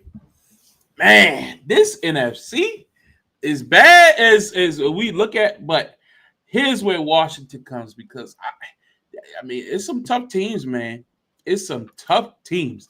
That Washington, what we saw last year, I think they build off that, but they'll get a wild card. They'll get a wild card. I got them in that 6th spot. But man, look at this murderer's row. Yeah. Woo, tough. Who's your 6th seed? I got Detroit 6. Like I said, this doesn't mean that I think they're going to fall off a cliff and all of a sudden win 9 or 10 games. I still think they can get to 11 or 12. I just think the upper echelon, the top of the NFC, is just so far in the head above everyone else. They have a tough schedule. We'll see how they do with this tough schedule, especially going on the road against so many teams. They lost both coordinators. Doesn't mean the offense start off slow. It doesn't mean the defense start off slow. We'll see. I just think Green Bay's in a better position to win. And like I said, it may be a game difference, but that still means that Green Bay is one game better than Detroit. So I have Detroit as a 6th seed. Yeah, I like that. Who's your 7th seed rounding out your playoffs? I think this is interesting because I think it's easy to say like Minnesota. I don't know what to expect from JJ McCarthy. I think that's the problem. And I need to see it to believe it, and maybe I'll just be late to that party. I'm going to go with Atlanta. I think they squeak in at the end. I think Michael Penix is going to be better than JJ McCarthy. I think Michael Penix has the potential to have a better offense all around, not just with Justin Jefferson, because he's obviously the best receiver in football, in my opinion. So I think Atlanta sneaks in. I don't know if Minnesota's ready. I don't know if Chicago is ready. So I'm going to give it to Atlanta. This is where we differ? Yes, we differ. Okay. I don't see Atlanta being that good. I'm sorry. I just think. But I mean, can they win 9 games to get in? I think that's possible. No, they're not going to be better than Minnesota. Like you're not going to be better than Washington. I'm not high on JJ. You already got Washington in, so okay. That's what I'm saying. I'm just saying, like I just don't see. Minnesota still has enough talent where even the backup can come in there and hand the ball off to Aaron Jones and those litany of running backs that they were able to put together and throw it to the tight end who's standing right there open all the time. And Justin Jefferson is good enough to get you 10 wins. I'm sorry, like the defense is good enough to get you 10 wins. Okay. They won like 15 games with Sam Darnold last year. Like, let's stop this noise. Like, what are we doing here? And JJ McCarthy's no bum. He's no bum. Like, no. But on the other hand, Atlanta, I don't see it, man. I don't see it. No. They had if Kirk Cousins was the quarterback, you got him. I'm all in. But I need to see it with Michael Penix. I need to see it. But let's quickly run through Justin's picks. He sent them in. He has the Ravens number 1 like we do. He has Kansas City at his 2 seed. That's different from us. He has Buffalo at 3. Same division winner. So all of the same division winners, just a little different order. We all got one team different. That's 7 seed in the AFC. Yeah. And, he has Denver and Cincinnati as wild cards. And then he has Pittsburgh, as you discussed. You did mention that you had Pittsburgh nip and tuck at the end, Mike battling for that 7 seed. So pretty similar. And for his NFC picks, he has we got the same picks in different order. He has the Bucks, the number 1 overall in the NFC. That ain't happening. Hey man, it could happen and we'd be laughing ourselves. The Eagles, number 2. Just remind me his Jets pick last year. The Rams coming in at number 3. So different order than us still. He has the Lions winning the division in the North. So he and I both had the Lions winning the North. Then for his wild cards, Justin has the Commanders. I think we all had the Commanders in the playoffs somewhere. You haven't won the division. I haven't won the division. Yeah. He has the Packers. Which is good. Yeah, we all have the Packers in there. Similar teams, just different order. His final team, he got Atlanta. Me and him got the same teams in different order. I mean, I'll excuse the Tampa Bay one pick. I think they're more like a 3 seed. I had them 3. That's his heart. That's his heart. Yeah. You know wrong with that. Hey, there's one team missing from this graphic that we must discuss. Calvin, where's the Dallas Cowboys? As I said in my post, go Pack Go. That's all I got. Easy way to put that. All right, so that's our predictions, though. So these are etched in stone. You know, we're going to keep this graphic all year. We'll refer back to it. Nice and handy dandy. Mid-season. when half these teams not going to make it some kind of way. You know, last year at mid-season, we allowed everybody to switch out. What, 2? Was it 2 teams? I thought it was one in each conference. I thought. I can't remember what it was. So yeah, so we'll look at this and see if there's anything want to be switched out. But I like my list. I'm pretty confident. So the seeding could be different, but I think the teams will be there. The interesting thing, I think like on average, it's like 4 or 5 new playoff teams every year from the previous year, and we basically have same in the AFC. Pittsburgh made it. Yeah, Pittsburgh made last year, and who else was it? Who was the other team? Houston. It was 3 from the AFC. The Chargers made it last year. No, the Chargers made it. Yeah. So I have no. The Chargers didn't make it, did they? Yeah, they did. They lost to Houston, or they lost to Houston. Yeah, I remember that because then Houston went to Kansas City, and that's when Tank Dell got hurt. Okay. Yeah. So they snuck in.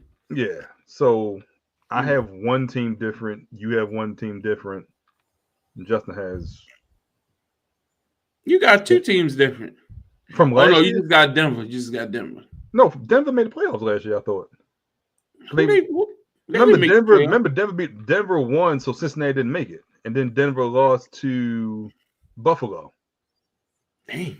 Yeah. That tells you how far I was out of that. Good God, I reckon. So, yes, I have 1. You have 1. And Justin has 1. Different from last year. Interesting. And then in NFC. In NFC, I have 1. You have the same as last year. Yeah, all my teams made it. And Justin has 1 because Atlanta didn't make it. It was Minnesota. Yeah. We basically got the same as last year for the most part. So, okay, we'll see.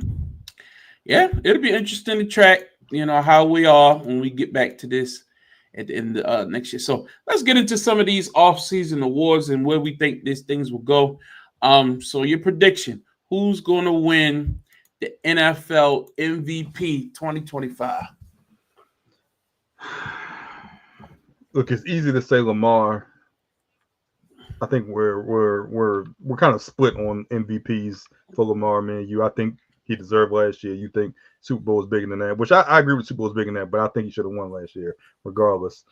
Because I have this team so high, I'm going to go with that starting quarterback for the number 2 seed that I have in NFC. I'm going with JD5. I think they have a better offense. They have a better offensive line.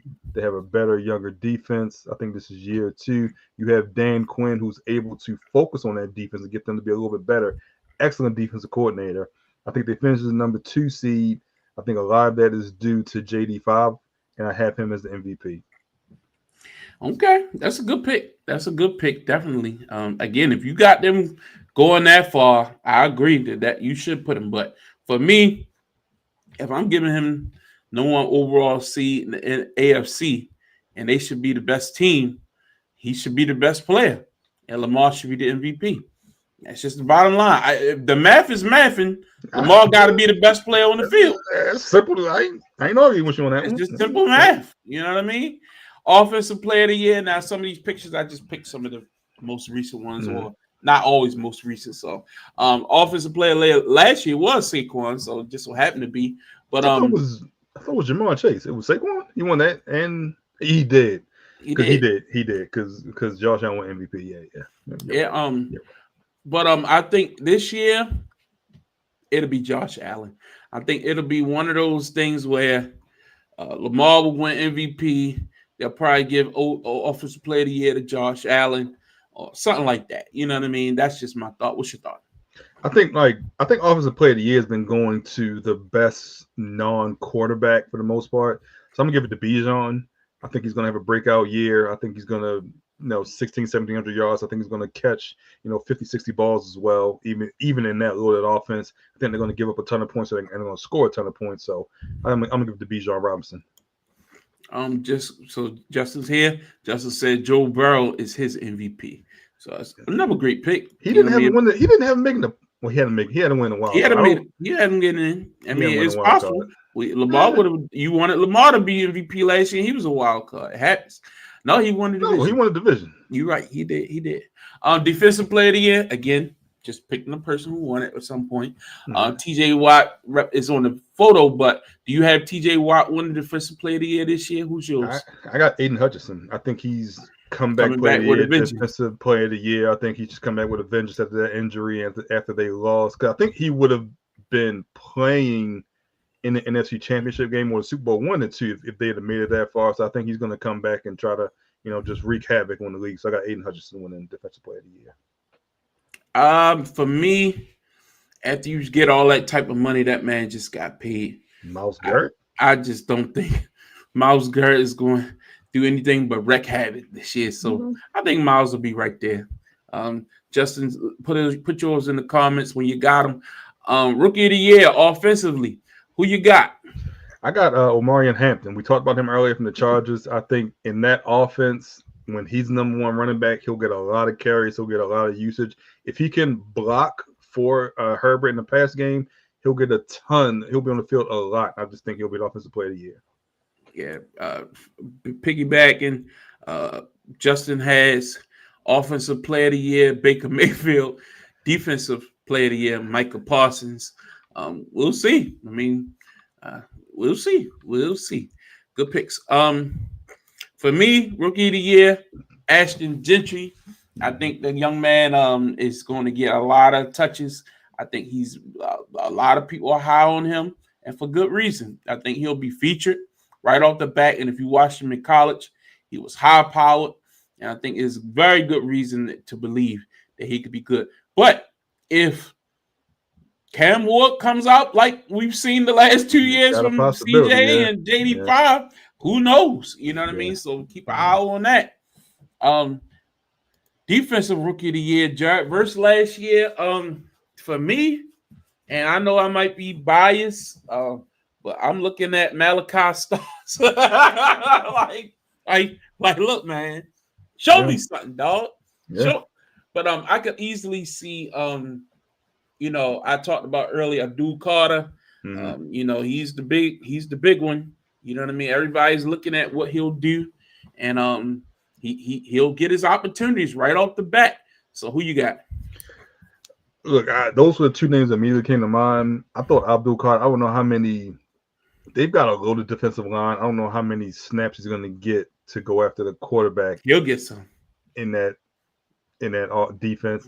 I got Malachi Starks. I think when you play with so many great other defensive players, they're going to pick on you, and you have the opportunity to make plays. And if you can make a couple plays, you look at in that defensive backfield. He's obviously the weak link. So I think, and that's saying a lot because you got a Kyle Hamilton. And I don't think he's weak at all. And I'm not saying he's a weak link. I'm just saying of that group because of how great that group is. So I think he's going to get his chance to make plays, especially if he's a single high safety and they kind of test him over the top. So I got Malachi Starks. I think he's going to be the surprise defender, and when he's able to win a game or two in that defense, it'll garner attention. Yeah, and for offensive rookie, Justin got Ashton Gentry as well. So comeback player of the year. I think the last great one was Joe Flacco, who is now the starter in Cleveland. Yeah. Once again, who you got? Comeback player of the year. Somebody if he's going to be defensive player of the year, he's going to be comeback player of the year. So I got him winning both. Yeah, for me, I think Nick Chubb will be a candidate for this. I think being able to get that starting position down there in Houston right off the bat, I think this guy will be running with abandon. I really think Nick Chubb might be back. I really think. Sometimes it takes 2 years to come back from that injury, Yeah. And I think he's right on track. Yeah, too. Yeah, this will be interesting. I really am excited to see what they do with that offense with him. Coach of the year, who you got? I got Dan Quinn in Washington. I think if you coach the MVP, if you're the number 2 seed in NFC, and if you're going against a team that many people think would be more talented than you in Green Bay, that you're going to garner more attention. So I'm going to give it to Dan Quinn because he's going to do the most with that defense as well, and he's going to have and be a key part with the maturation of JD5 in year 2. So I give it to Dan Quinn. I'm sticking with what I've been saying. If you're not the coach of the year, you better be. You're gonna be your team. The team better be 16-1, 15-2, and I'm talking about you, John Harbaugh. Y'all, you better be the coach of the year. You better be the coach of the year. So no, I'm honestly very high on the job that we want to see from Mike Vrabel in New England. I think he's going to do a good job in surprising people. But unfortunately, I think they give this to teams that have a really high, really good record. So, hey, shout out to, a coach that, Coach McVay, Super Bowl champion. A lot of people thought he was going to retire. I think this will be one of his best coaching jobs this year. I'm giving this to McVay. Yeah, and Justin has Abdul Carter, defensive rookie as well. So, yeah, interesting stuff. And they're introducing a new award this year. If you didn't hear, it's Protector of the Year. That's right. You got Protector of the Year. Offensive lineman getting some love in the awards this year. You had to dig a little deeper for that. So maybe we put that on reserve. But, yeah, any thoughts jump out to you right away, Calvin? My initial thought was Laramie Tunsil. I think if you're improving that offensive line in Washington, if you have a rookie 1,000-yard runner, you can kind of go to that. But I think when I read the description, I thought they were more so leaning towards passing game and actually run blocking. But that was my first thought was Laramie Tunsil. But I was thinking Joe Thuney. I mean, he'd be there in he's in Chicago. Chicago. Yeah. They took him from Kansas City. But didn't they move him back inside though? That's what I'm saying. I don't know. It would be interesting. And Justin has Chris Godwin as his comeback player of the year. No shocker there. Let's get into this week 1 because we got a lot of good matchups this week, man. And look, NFL kicking off this week. Thursday night football, man. Ring night. Philly and Dallas in Philly. It's going to be very interesting. So, Calvin, get your picks out. If you can get the lines for these games, I didn't get the updated lines, and we'll run it down like that. So, folks, if you have any suggestions or any questions or, who should we bet on, put that in the comments because we do a wager or two here and there. And we would love for you all to follow us on some of our picks, our locks of the week, all that kind of stuff. Stuff we used to talk about on LNC Lock Show. We're going to bring that stuff back this season. But let's start because typically Justin will be here. So we had 3, but we only got 2 tonight. So we're just going to go through our picks one by one. Little new format, but it's same old flair to the show. So here we go. First matchup, Thursday Night Football, Eagles, Cowboys. Calvin, who you got? Philly, no doubt. What's the line? Point, 7.5. Take the points. This Dallas offense will be better. Don't think they'll be good week 1. It's ring night. Dallas defense will not be able to stop Philly in any facet of the game, in my opinion. Philly will put up 28 at least. I'm taking Philly. And I don't think this Dallas offense has gelled yet. And it'll be interesting to see how George Pickens reacts to his role in the offense with the whole Micah Parsons situation. Because if you didn't know, they have the same representation. And, of course, George Pickens is on the last year if he's there looking for a new long contract. So I think you got to work out those issues. But Philly easily in week 1 in Philadelphia on ring night against a division rival. And I'm taking the points. Yeah, I'm going with Philly, too. It's just remarkable that Jerry Jones can make some of these decisions that he Most makes. secure job ever. And nothing happens. It's just terrible, man. Honestly, it took some of the luster. And again, Mike was battling a back issue, so it's not even sure if he would have been even ready for this game anyway. But to remove him from the lineup, that's just crazy. Justin's taking the Eagles as well in this matchup. But we all going Eagles. Ring night, get that 7 points, take it. You know what I mean? But it'll be interesting to see what this Cowboys offense look like with the addition of George Pickens and, just seeing what that running game looks like with Javonte Williams. Next game, the Kansas City Chiefs and the Chargers are playing in Sao Paulo, Brazil. It's on YouTube. On Friday night. Yeah, but it's going to be interesting. Friday night game, open up the season. The Chargers, I know you're high on the Chargers this year against their division opponent. What's your thoughts, Calvin? It's interesting because if you remember last year, this game was Philadelphia and Green Bay, and the field was terrible. Mm-hmm. Like the field just and it ended up turning into impacted the game. Correct. Mm-hmm. It ended up turning into the game that had the best run game, and that was Saquon in that game. They won. I want to take the Chargers, but I think the Chiefs just going to come out scorched earth based off what happened in the Super Bowl about 6 months ago. So I'm going to take Kansas City, but I wouldn't be surprised if the Chargers won this matchup. It's only a 3.5 point difference. That's a lot. I wouldn't say the field goal game, especially if the field is bad. Yeah. Especially if you're down a receiver Rashee Rice. So I'll take Kansas City, but that 3.5 is probably too much for my liking. It's not for me. I like Kansas City. I'm not high on Chargers as you are. I think Kansas City is just a better team. I get not having Rashee Rice, but I think that Kansas City, Travis Kelce has a lot to prove this year.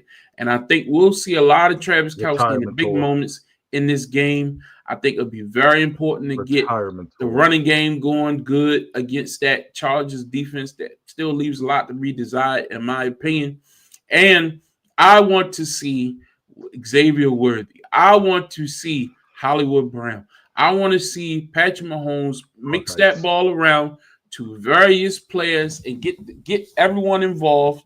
And I just think the Chiefs are just a better team. So I'm going with the Chiefs. Just to say this is going to be Xavier Worthy's breakout game 1. All right, Chiefs, all three of us got the Chiefs, but you are higher on the Chargers than us. I don't think 3 points is crazy. That's crazy. All right, let's go to Sunday. Sunday football, biggest game for me.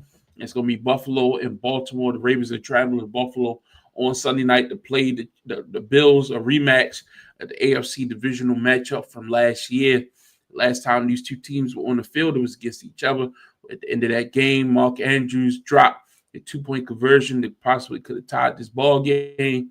The Ravens go down and defeat Josh Allen's the reigning MVP.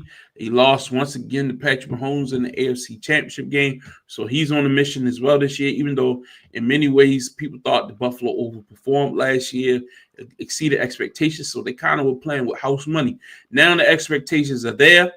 The expectations are higher. Both of these teams are really favored to win their divisions. MVP leading candidates once again. Lamar has a lot to prove, and the Ravens have started slow on the road in the past in these big-time matchups. They lost to Kansas City opening night last year. You can't lose opening night to Buffalo again, can you? That's the question. I think the Ravens win this game. I think they come out running the ball, unlike what they did last year. Remember last year they came out with some type of stupid plan talking about we're saving Derrick Henry. We're going to use him later in the year and all this other stuff. And whenever Derrick Henry touched the ball, he was explosive, but he just didn't get the touches. They have 3 running backs. The question will be, will they get too fancy? Will they get too cute, trying to get everybody involved? And that stops Derrick Henry from getting the rhythm. I think you need to work your workhorse and run the clock and play your game and stop trying to chase stats. Ravens win this ball game. What's the line on this game? Bills are favored by 1.5. Yeah, that's nothing. The Ravens are favorite, basically, and the Ravens are going to win this game on the road. Your thoughts?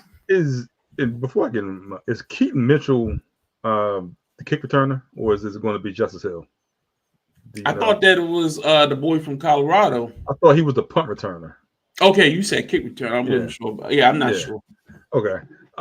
Look, week 1, I think the Ravens have a bad taste in their mouth. They go back to Buffalo where the season ended this week.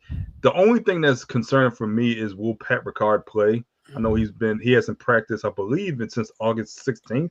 I think. I know Jair Alexander hasn't practiced in damn near a month. But is Pat Ricard going to be healthy enough to play? I think he's a great equalizer, especially in that run game. I still think the Ravens win. I'm taking those 1.5 points. So obviously I'm taking them because I got the Ravens win, so I think they're going to cover. But I think this is kind of a Mark Andrews get back game. You get to showcase your new weapon in DeAndre Hopkins. I think this Ravens offense is too much for the Buffalo defense. If you want to say that Buffalo scores a couple more points, that's fine, because I think this Ravens offense can do whatever they want whenever they want. Keep in mind you're going to have a healthy Zay Flowers, something that you didn't have in January as well. I think he's worth more than 1.5 point by himself. So I'm taking the Ravens. That's a good point. That's a good point. A lot of people forget that Zay wasn't himself last year coming off that injury. So very interesting. And Justin has the Ravens in the blowout. Mark Andrews 2 touchdowns. Let's move on. Sunday, 1 o'clock. Buccaneers and Falcons in Atlanta. There's 2 teams. You and Justin have both of these teams making the playoffs. So clearly you're high on the Falcons than I am. But I clearly had the Bucs winning this going away. I know that the Falcons beat them twice last year, but guess who was the quarterback in both of those matchups? His name is Kirk Cousins. Guess who's not going to be there Sunday? Kirk Cousins. Look, Buccaneers are just a better ball. They're better team. Had the better quarterback.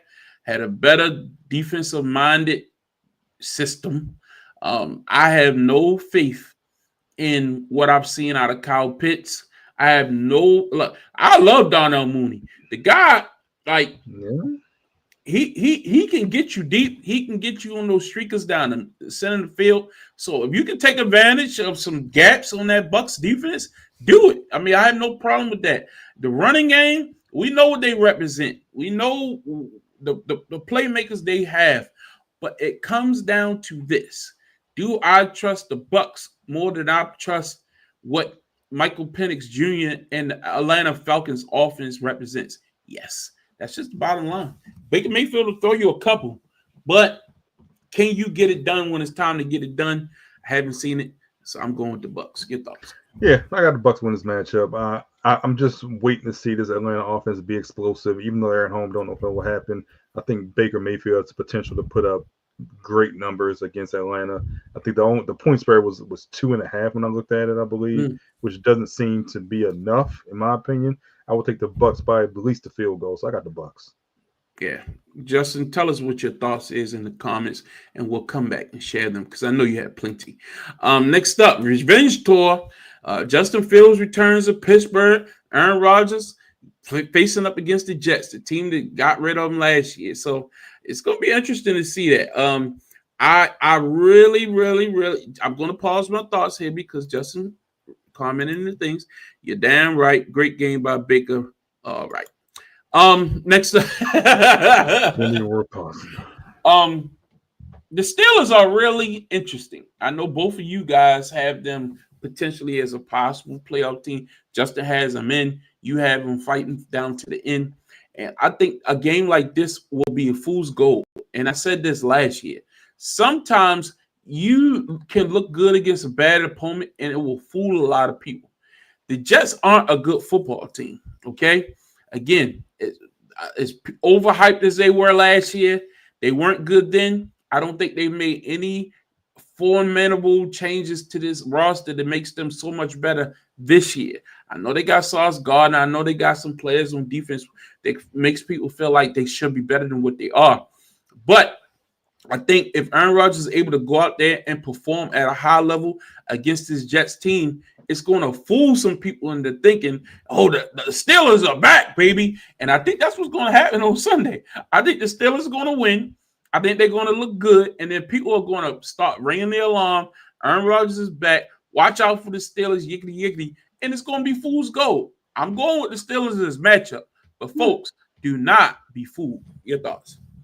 I got the Jets in this matchup. I think they're going to be the more motivated team. Justin Fields going against a team that basically got rid of him, didn't want him back. They wanted another quarterback. And not only that, they got rid of him last year in mid-season for Russell Wilson. So I think there's going to be some get back with Justin Fields. You got Sauce Gardner, who's left off the top 100 list. He'll be motivated, in my opinion. So I got the Jets win this matchup against a Steelers team at home. The line is Pittsburgh by 2.5. So obviously I'm taking those points. I got the Jets winning. I think the Jets' defensive line will be particularly better against an older, less mobile quarterback as well. Sauce versus DK. Is there a better matchup week one? We'll see, but I got the Jets. Brees big game on his way to 2,000 meters. Not 2,000 yards, 2,000 meters. Steelers by 7. A-Rod to DK. Hey, I mean, it is what it is. I just don't see Justin Fields being able. I think TJ Watt's going to make that one of two plays, that strip sack, that some play that's going to turn this game on his head, give Aaron Rodgers a short field. Aaron Rodgers make that one play and be like, oh, Aaron Rodgers is back. When you really just saw it was TJ Watt that just caused them to have a short field. That happens. That's what happens with this team, and the Steelers will win. Again, competitive, fun. I like the storyline behind it, so that'd be good. This Sunday also, the New York Giants travel to Washington, take on the Commanders. Calvin, I know you're high on the Commanders. Tell us about who you got. Washington easily. I don't think this New York team is ready. We're going to see Russell Wilson once again week one, but I don't think they have the firepower to keep up with the Washington offense. I think this is the start of JD5's MVP season. It's the start of their first step in potentially getting to the Super Bowl, which is winning their division. So I got Washington big in this matchup. Yeah, I got Washington as well, but I don't think it's as big as you're saying. I think the Giants' defense is better. I think they're good. I think they're competitive. And I think this team can compete. I like Malik Neighbors. I like some of the pieces that the Giants have. I think this will be a closer game. What's the line? 6.5. I think that might be just right. But I think 7 is a good game. That's not a blowout. It's not a blowout. You know what I mean? But I think Washington will win, but I don't think the Giants are getting smoked. You know what I mean? 7 ain't bad. 7 ain't bad. So, yeah, I got Washington as well. Let's keep it moving. Titans and Broncos. I put this on here just because I know the Broncos are a team that a lot of people are high on. All of us have them in the playoffs, I believe. And it's going to be interesting seeing these young quarterbacks against each other. You got the young Cam Ward versus Bo Nix, who set the world on fire last year, and a lot of people looking to take the next step. Who you got? Oh, Denver, obviously. This is a bad start for Cam Ward against this Denver defense. So don't be upset, or don't think just because he puts up bad numbers against a great defense, he's not a starting caliber quarterback. But this is a bad start for Cam Ward, in my opinion. I have Denver. But what if he goes out there and lights it up? Did that make you think of Denver? If he does that, then I will think less of Denver. I'll say that right now. If he goes out there and lights it up, and even if he puts up 30, 35 in a loss, I'm going to think less of Denver because of what this Denver defense has the capabilities of being. You can't give up that to a rookie quarterback with that offense. Now, if there's another offense, I'm okay because it's still week one and you haven't really played against anyone else yet. But to do that against this offense and how Cam Woods looked, in my opinion, that's a bad sign for Denver if that happens. Yeah. Justice says, sorry, Cam. Broncos big hit, too much talent for them. You're right. 8.5. 8.5 points. I think that's about right. Next up, the Detroit Lions and the Green Bay Packers is a heavyweight championship fight right off the bat. Week 1, baby. Is Michael Parsons playing? Is the question. He had some back tightness issues with his back. He wasn't completely bull crapping with the Dallas stuff, trying to get a trade. He was actually hurt. BS. Yeah, so that's a little feather in his cap because a lot of people thought that was just jockeying for salary, not wanting to show up for camp and all that kind of stuff. But he legitimately might not even play this game. But these two teams are expected to be competing for the division. I know, Calvin, you have Green Bay winning the division. Mm-hmm. I have Detroit. So these are our division champions going up against each other week 1. Sometimes that's a good thing to get these kind of games in early. But for me, I think division games should be saved to like the middle of the season. But it is what it is. Get them early. It'll give us a good idea where these two teams are at now. For me, I think Detroit is more ready now. I think Detroit is ready to roll now. This game's at home. I got the Lions at home. No question. Whatever the line is. This game is in Green Bay. Well, I don't know who made this graphic then because it said it was in Detroit. But either way, I'm going with the Lions, baby. Who you got?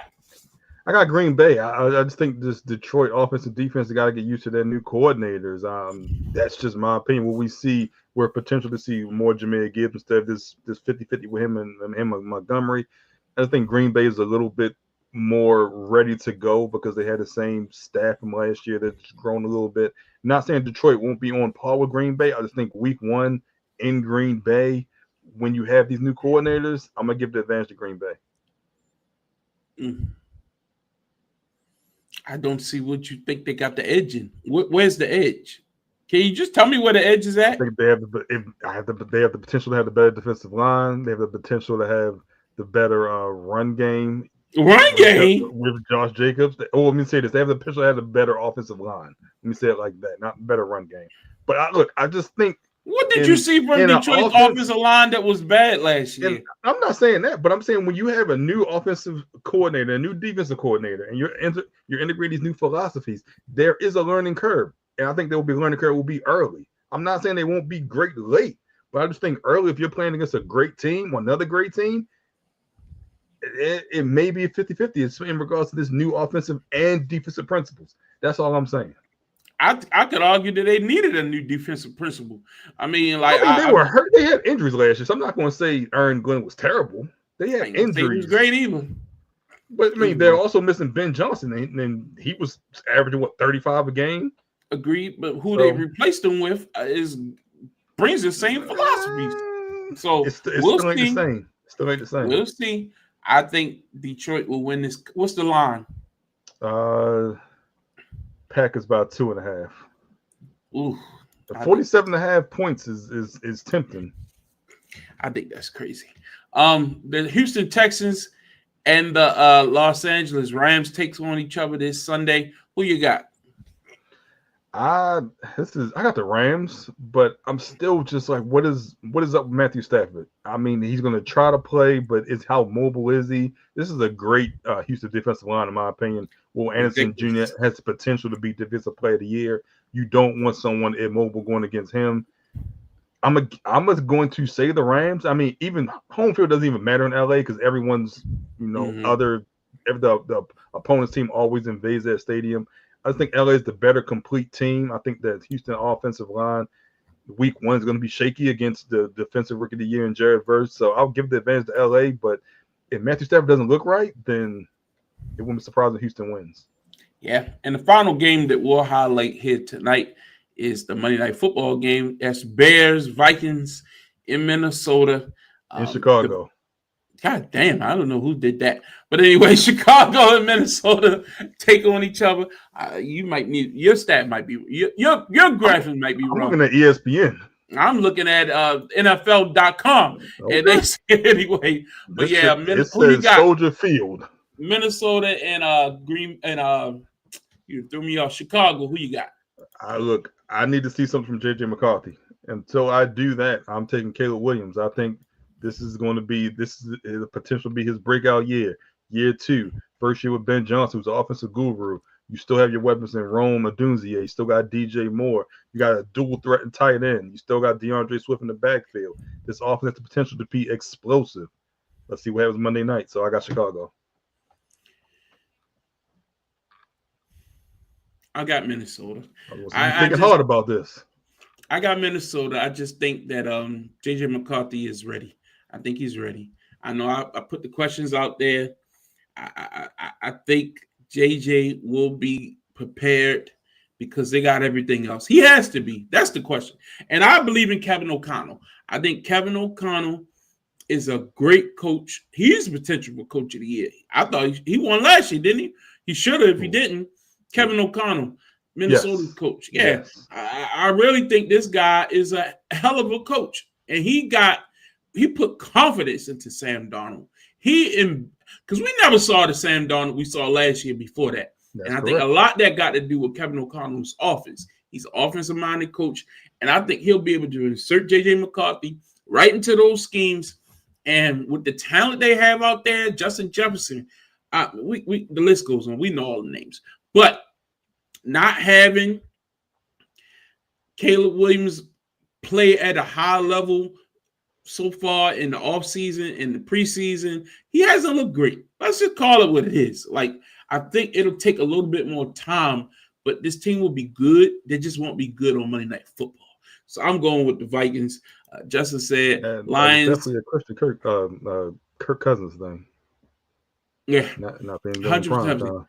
They'll win by 3. Rams over Texans and Bears over Vikes. Need to see JJ. That's a good. I mean, nothing wrong with those thoughts, but again, I just think that the Vikings are better than what you all think, and we'll see how that lays out. But as far as the rest of the matchups for the week, again, we're not going to cover every game on Get Off the Damn Fist, but of course, we can have our thoughts. Calvin, any thoughts on any of the games that we didn't necessarily dig deeper into? What's your thoughts? We didn't talk about that Las Vegas New England matchup. I think that's going to be interesting. I'm really want to see Drake May in year 2 in a new offense. They brought back former offensive coordinator. I'm blanking on his name right now. That was under Bill Belichick. There was Josh McDaniels. That was the offensive coordinator for Tom Brady. We'll see what he could do with Drake May. So I'm interested in seeing that matchup. You also have Ashton Genty, last year's offensive rookie of the year, and Brock Bowers and Geno Smith as well. So you kind of get to see a lot of potential offensive weapons. That's should be an exciting matchup in my opinion. And does Vrabel bring his defensive philosophies? Can they catch one early in New England? And are they able to just kind of slow down his offense? I think it just has a lot of different storylines potentially if you're a football fan in that matchup. Yeah. Nothing really excites me that we haven't talked about. I think Miami, they should get off to a good start against Indianapolis. I'm not really high on what the Colts represent. But if you go out there and Daniel Jones is able to look completely different than he looked in New York, that will be like, well, it was New York. You know what I mean? Maybe Brian Daboll was the problem. So that would be interesting. We didn't talk about San Francisco. Brian Daboll offensive coordinator? Yeah. That's my point. Mm-hmm. That's my point. I agree with you. Maybe it's his fault. If it's his fault, then he need to go. And San Francisco and Seattle, I want to see what Seattle looks like. I think they will, with Sam Darnold at the helm. I need to see Brock Purdy. Will we see the Brock Purdy of when he has all his weapons? We don't know who we're going to get out of some of these guys. We don't know who. We've never seen him without a Deebo Samuels and and no Ayuk and. You know what I mean? It's just so many question marks with this San Francisco team. So I need to see it before I put them on a primetime feature that we talk about here. And then I want to see if Cincinnati gets off to a hot start against Cleveland. Again, it's week 1. Everyone's plan this is a hell of a good betting week because you can go out there and put money down. The lines are close enough that you might win a couple dollars. I was looking at them and it wasn't bad. Interesting stuff. Justin said Bengals and Browns. Can the Bengals start off hot? Every loss is closer to Sanders starting in Cleveland. We'll see because honestly, he's number 3 on the depth chart. So he had to jump Dylan Gabriel to get there. I think we need to pump the brakes on the Sanders talk. I mean, I don't think he's jumping Dylan Gabriel if Joe Flacco goes down. I think Dylan Gabriel's going to get his opportunity first. I agree. We'll he's got to play poorly or get hurt or something, in my opinion. Yeah, he's a but I do think you see Shador starting at some point this year. Not saying one of those two happen. I just think they got to figure out who's that quarterback in the future, and the only way to do that is to play both of them. So yeah.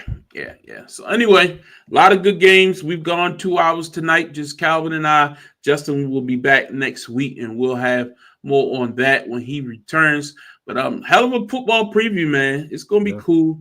It's gonna be good. Thursday night, Friday night. College on Saturday, and then we're back to talking about regular sports last week because we have not talked about college football tonight. Yeah, this is all NFL. Is there any good college games this week? I haven't looked at that schedule yet. I haven't dug into it. It's only Tuesday. I don't really look at the schedule till like Wednesday, Thursday.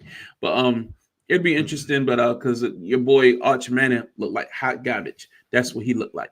Did they play this week? I don't. He's off my radar at this point. All right. He's not even worthy of talk. You talked up Arch Manning so much. I never want to see Arch Manning again in my life. You made Arch Manning seem like he was the next coming to Peyton Manning. I thought you knew something that I didn't know. What happened? Who gave you that inside information? Look, I thought I got the call from Peyton himself. I thought I had some inside information. Obviously, look, it's one game. It's over, man. I still think they win. You can't have those stats and win they anything. still win the SEC in my opinion. So he ain't winning no Heisman. He ain't he'll no win, 1-1 pick. he'll win the SEC. So there are Good luck. There are no. We got a Michigan, Oklahoma. That's it. And that's the only ranked matchup between ranked opponents. I think week 3 is a lot better. I think they kind of settle off week 2. I don't know. But yeah, ain't nothing going on. Let it go, Calvin. Let it go. All right. We're going to get out of here. Hook 'em horns. Thank you for joining us on a Tuesday night. We'll be back next Wednesday on our regular time slot next Wednesday night. But this is our special NFL preview show. Want to make sure that you got in your picks and everything before Thursday night and not be so last minute. Go ahead, Calvin. I'm going to say, and once again, we will have Xavier Stoops, owner of the Baltimore Rams, on here next week so they could talk about their trip to South Africa next week. So we're going to have details for that. So check that out next week. That's all I got. I'm going to keep it short and sweet this week. Yeah, definitely. They going to South Africa to play a semi-pro football game against a team over in South Africa in January of next year and looking for support. So they're going to come on here next week, give us some information, and we want to definitely shine some light on our good friends. Jerome Jones is one of the coaches for the team, asked to be included, that we shine a light on these young men who are doing some great stuff in the community. So that's great stuff. But that's it. And look, Justin will be back next week. He'll give you a full update on everything with him. That's his news to tell. But we appreciate it. Keep him in prayer. Keep his wife in prayer. And we just thank God for another day. That's all we say. It's a great day. We'll remember September the 2nd for all time. You know what I mean? It's a great day. Great shirt. That's right. Great shirt. Where's your shirt? Where's your shirt? Yeah. But anyway, Justin will be back next week, and we appreciate you all. And remember, week 1, share the live, share the video after it airs. We appreciate getting the word out there. A lot of people tune in after the fact, and we just love doing this, man. This is what we do. And it's just 3 of us, but when one's down, other 2 pick it up. And this football season, this is our season. Football is what we do. You know what I mean? Basketball is great, but the best part is November when you got NBA, NFL, you got some good stuff going on coming down the pipe. Man, nothing's better than that time of year when football and basketball both is in form. Ain't nothing like it, man. So we're looking forward to it. The weather's starting to get crisp. You can smell it. You know what I mean? It's getting a little cooler. King says she want a shirt. You need to hit Andrea up. She'll take care of you, baby. But we appreciate you all tuning in tonight. All love in the chat. It's been fun. And we'll see you next week. Next Wednesday night for another edition of Get Off the Damn Fence. Good night, all.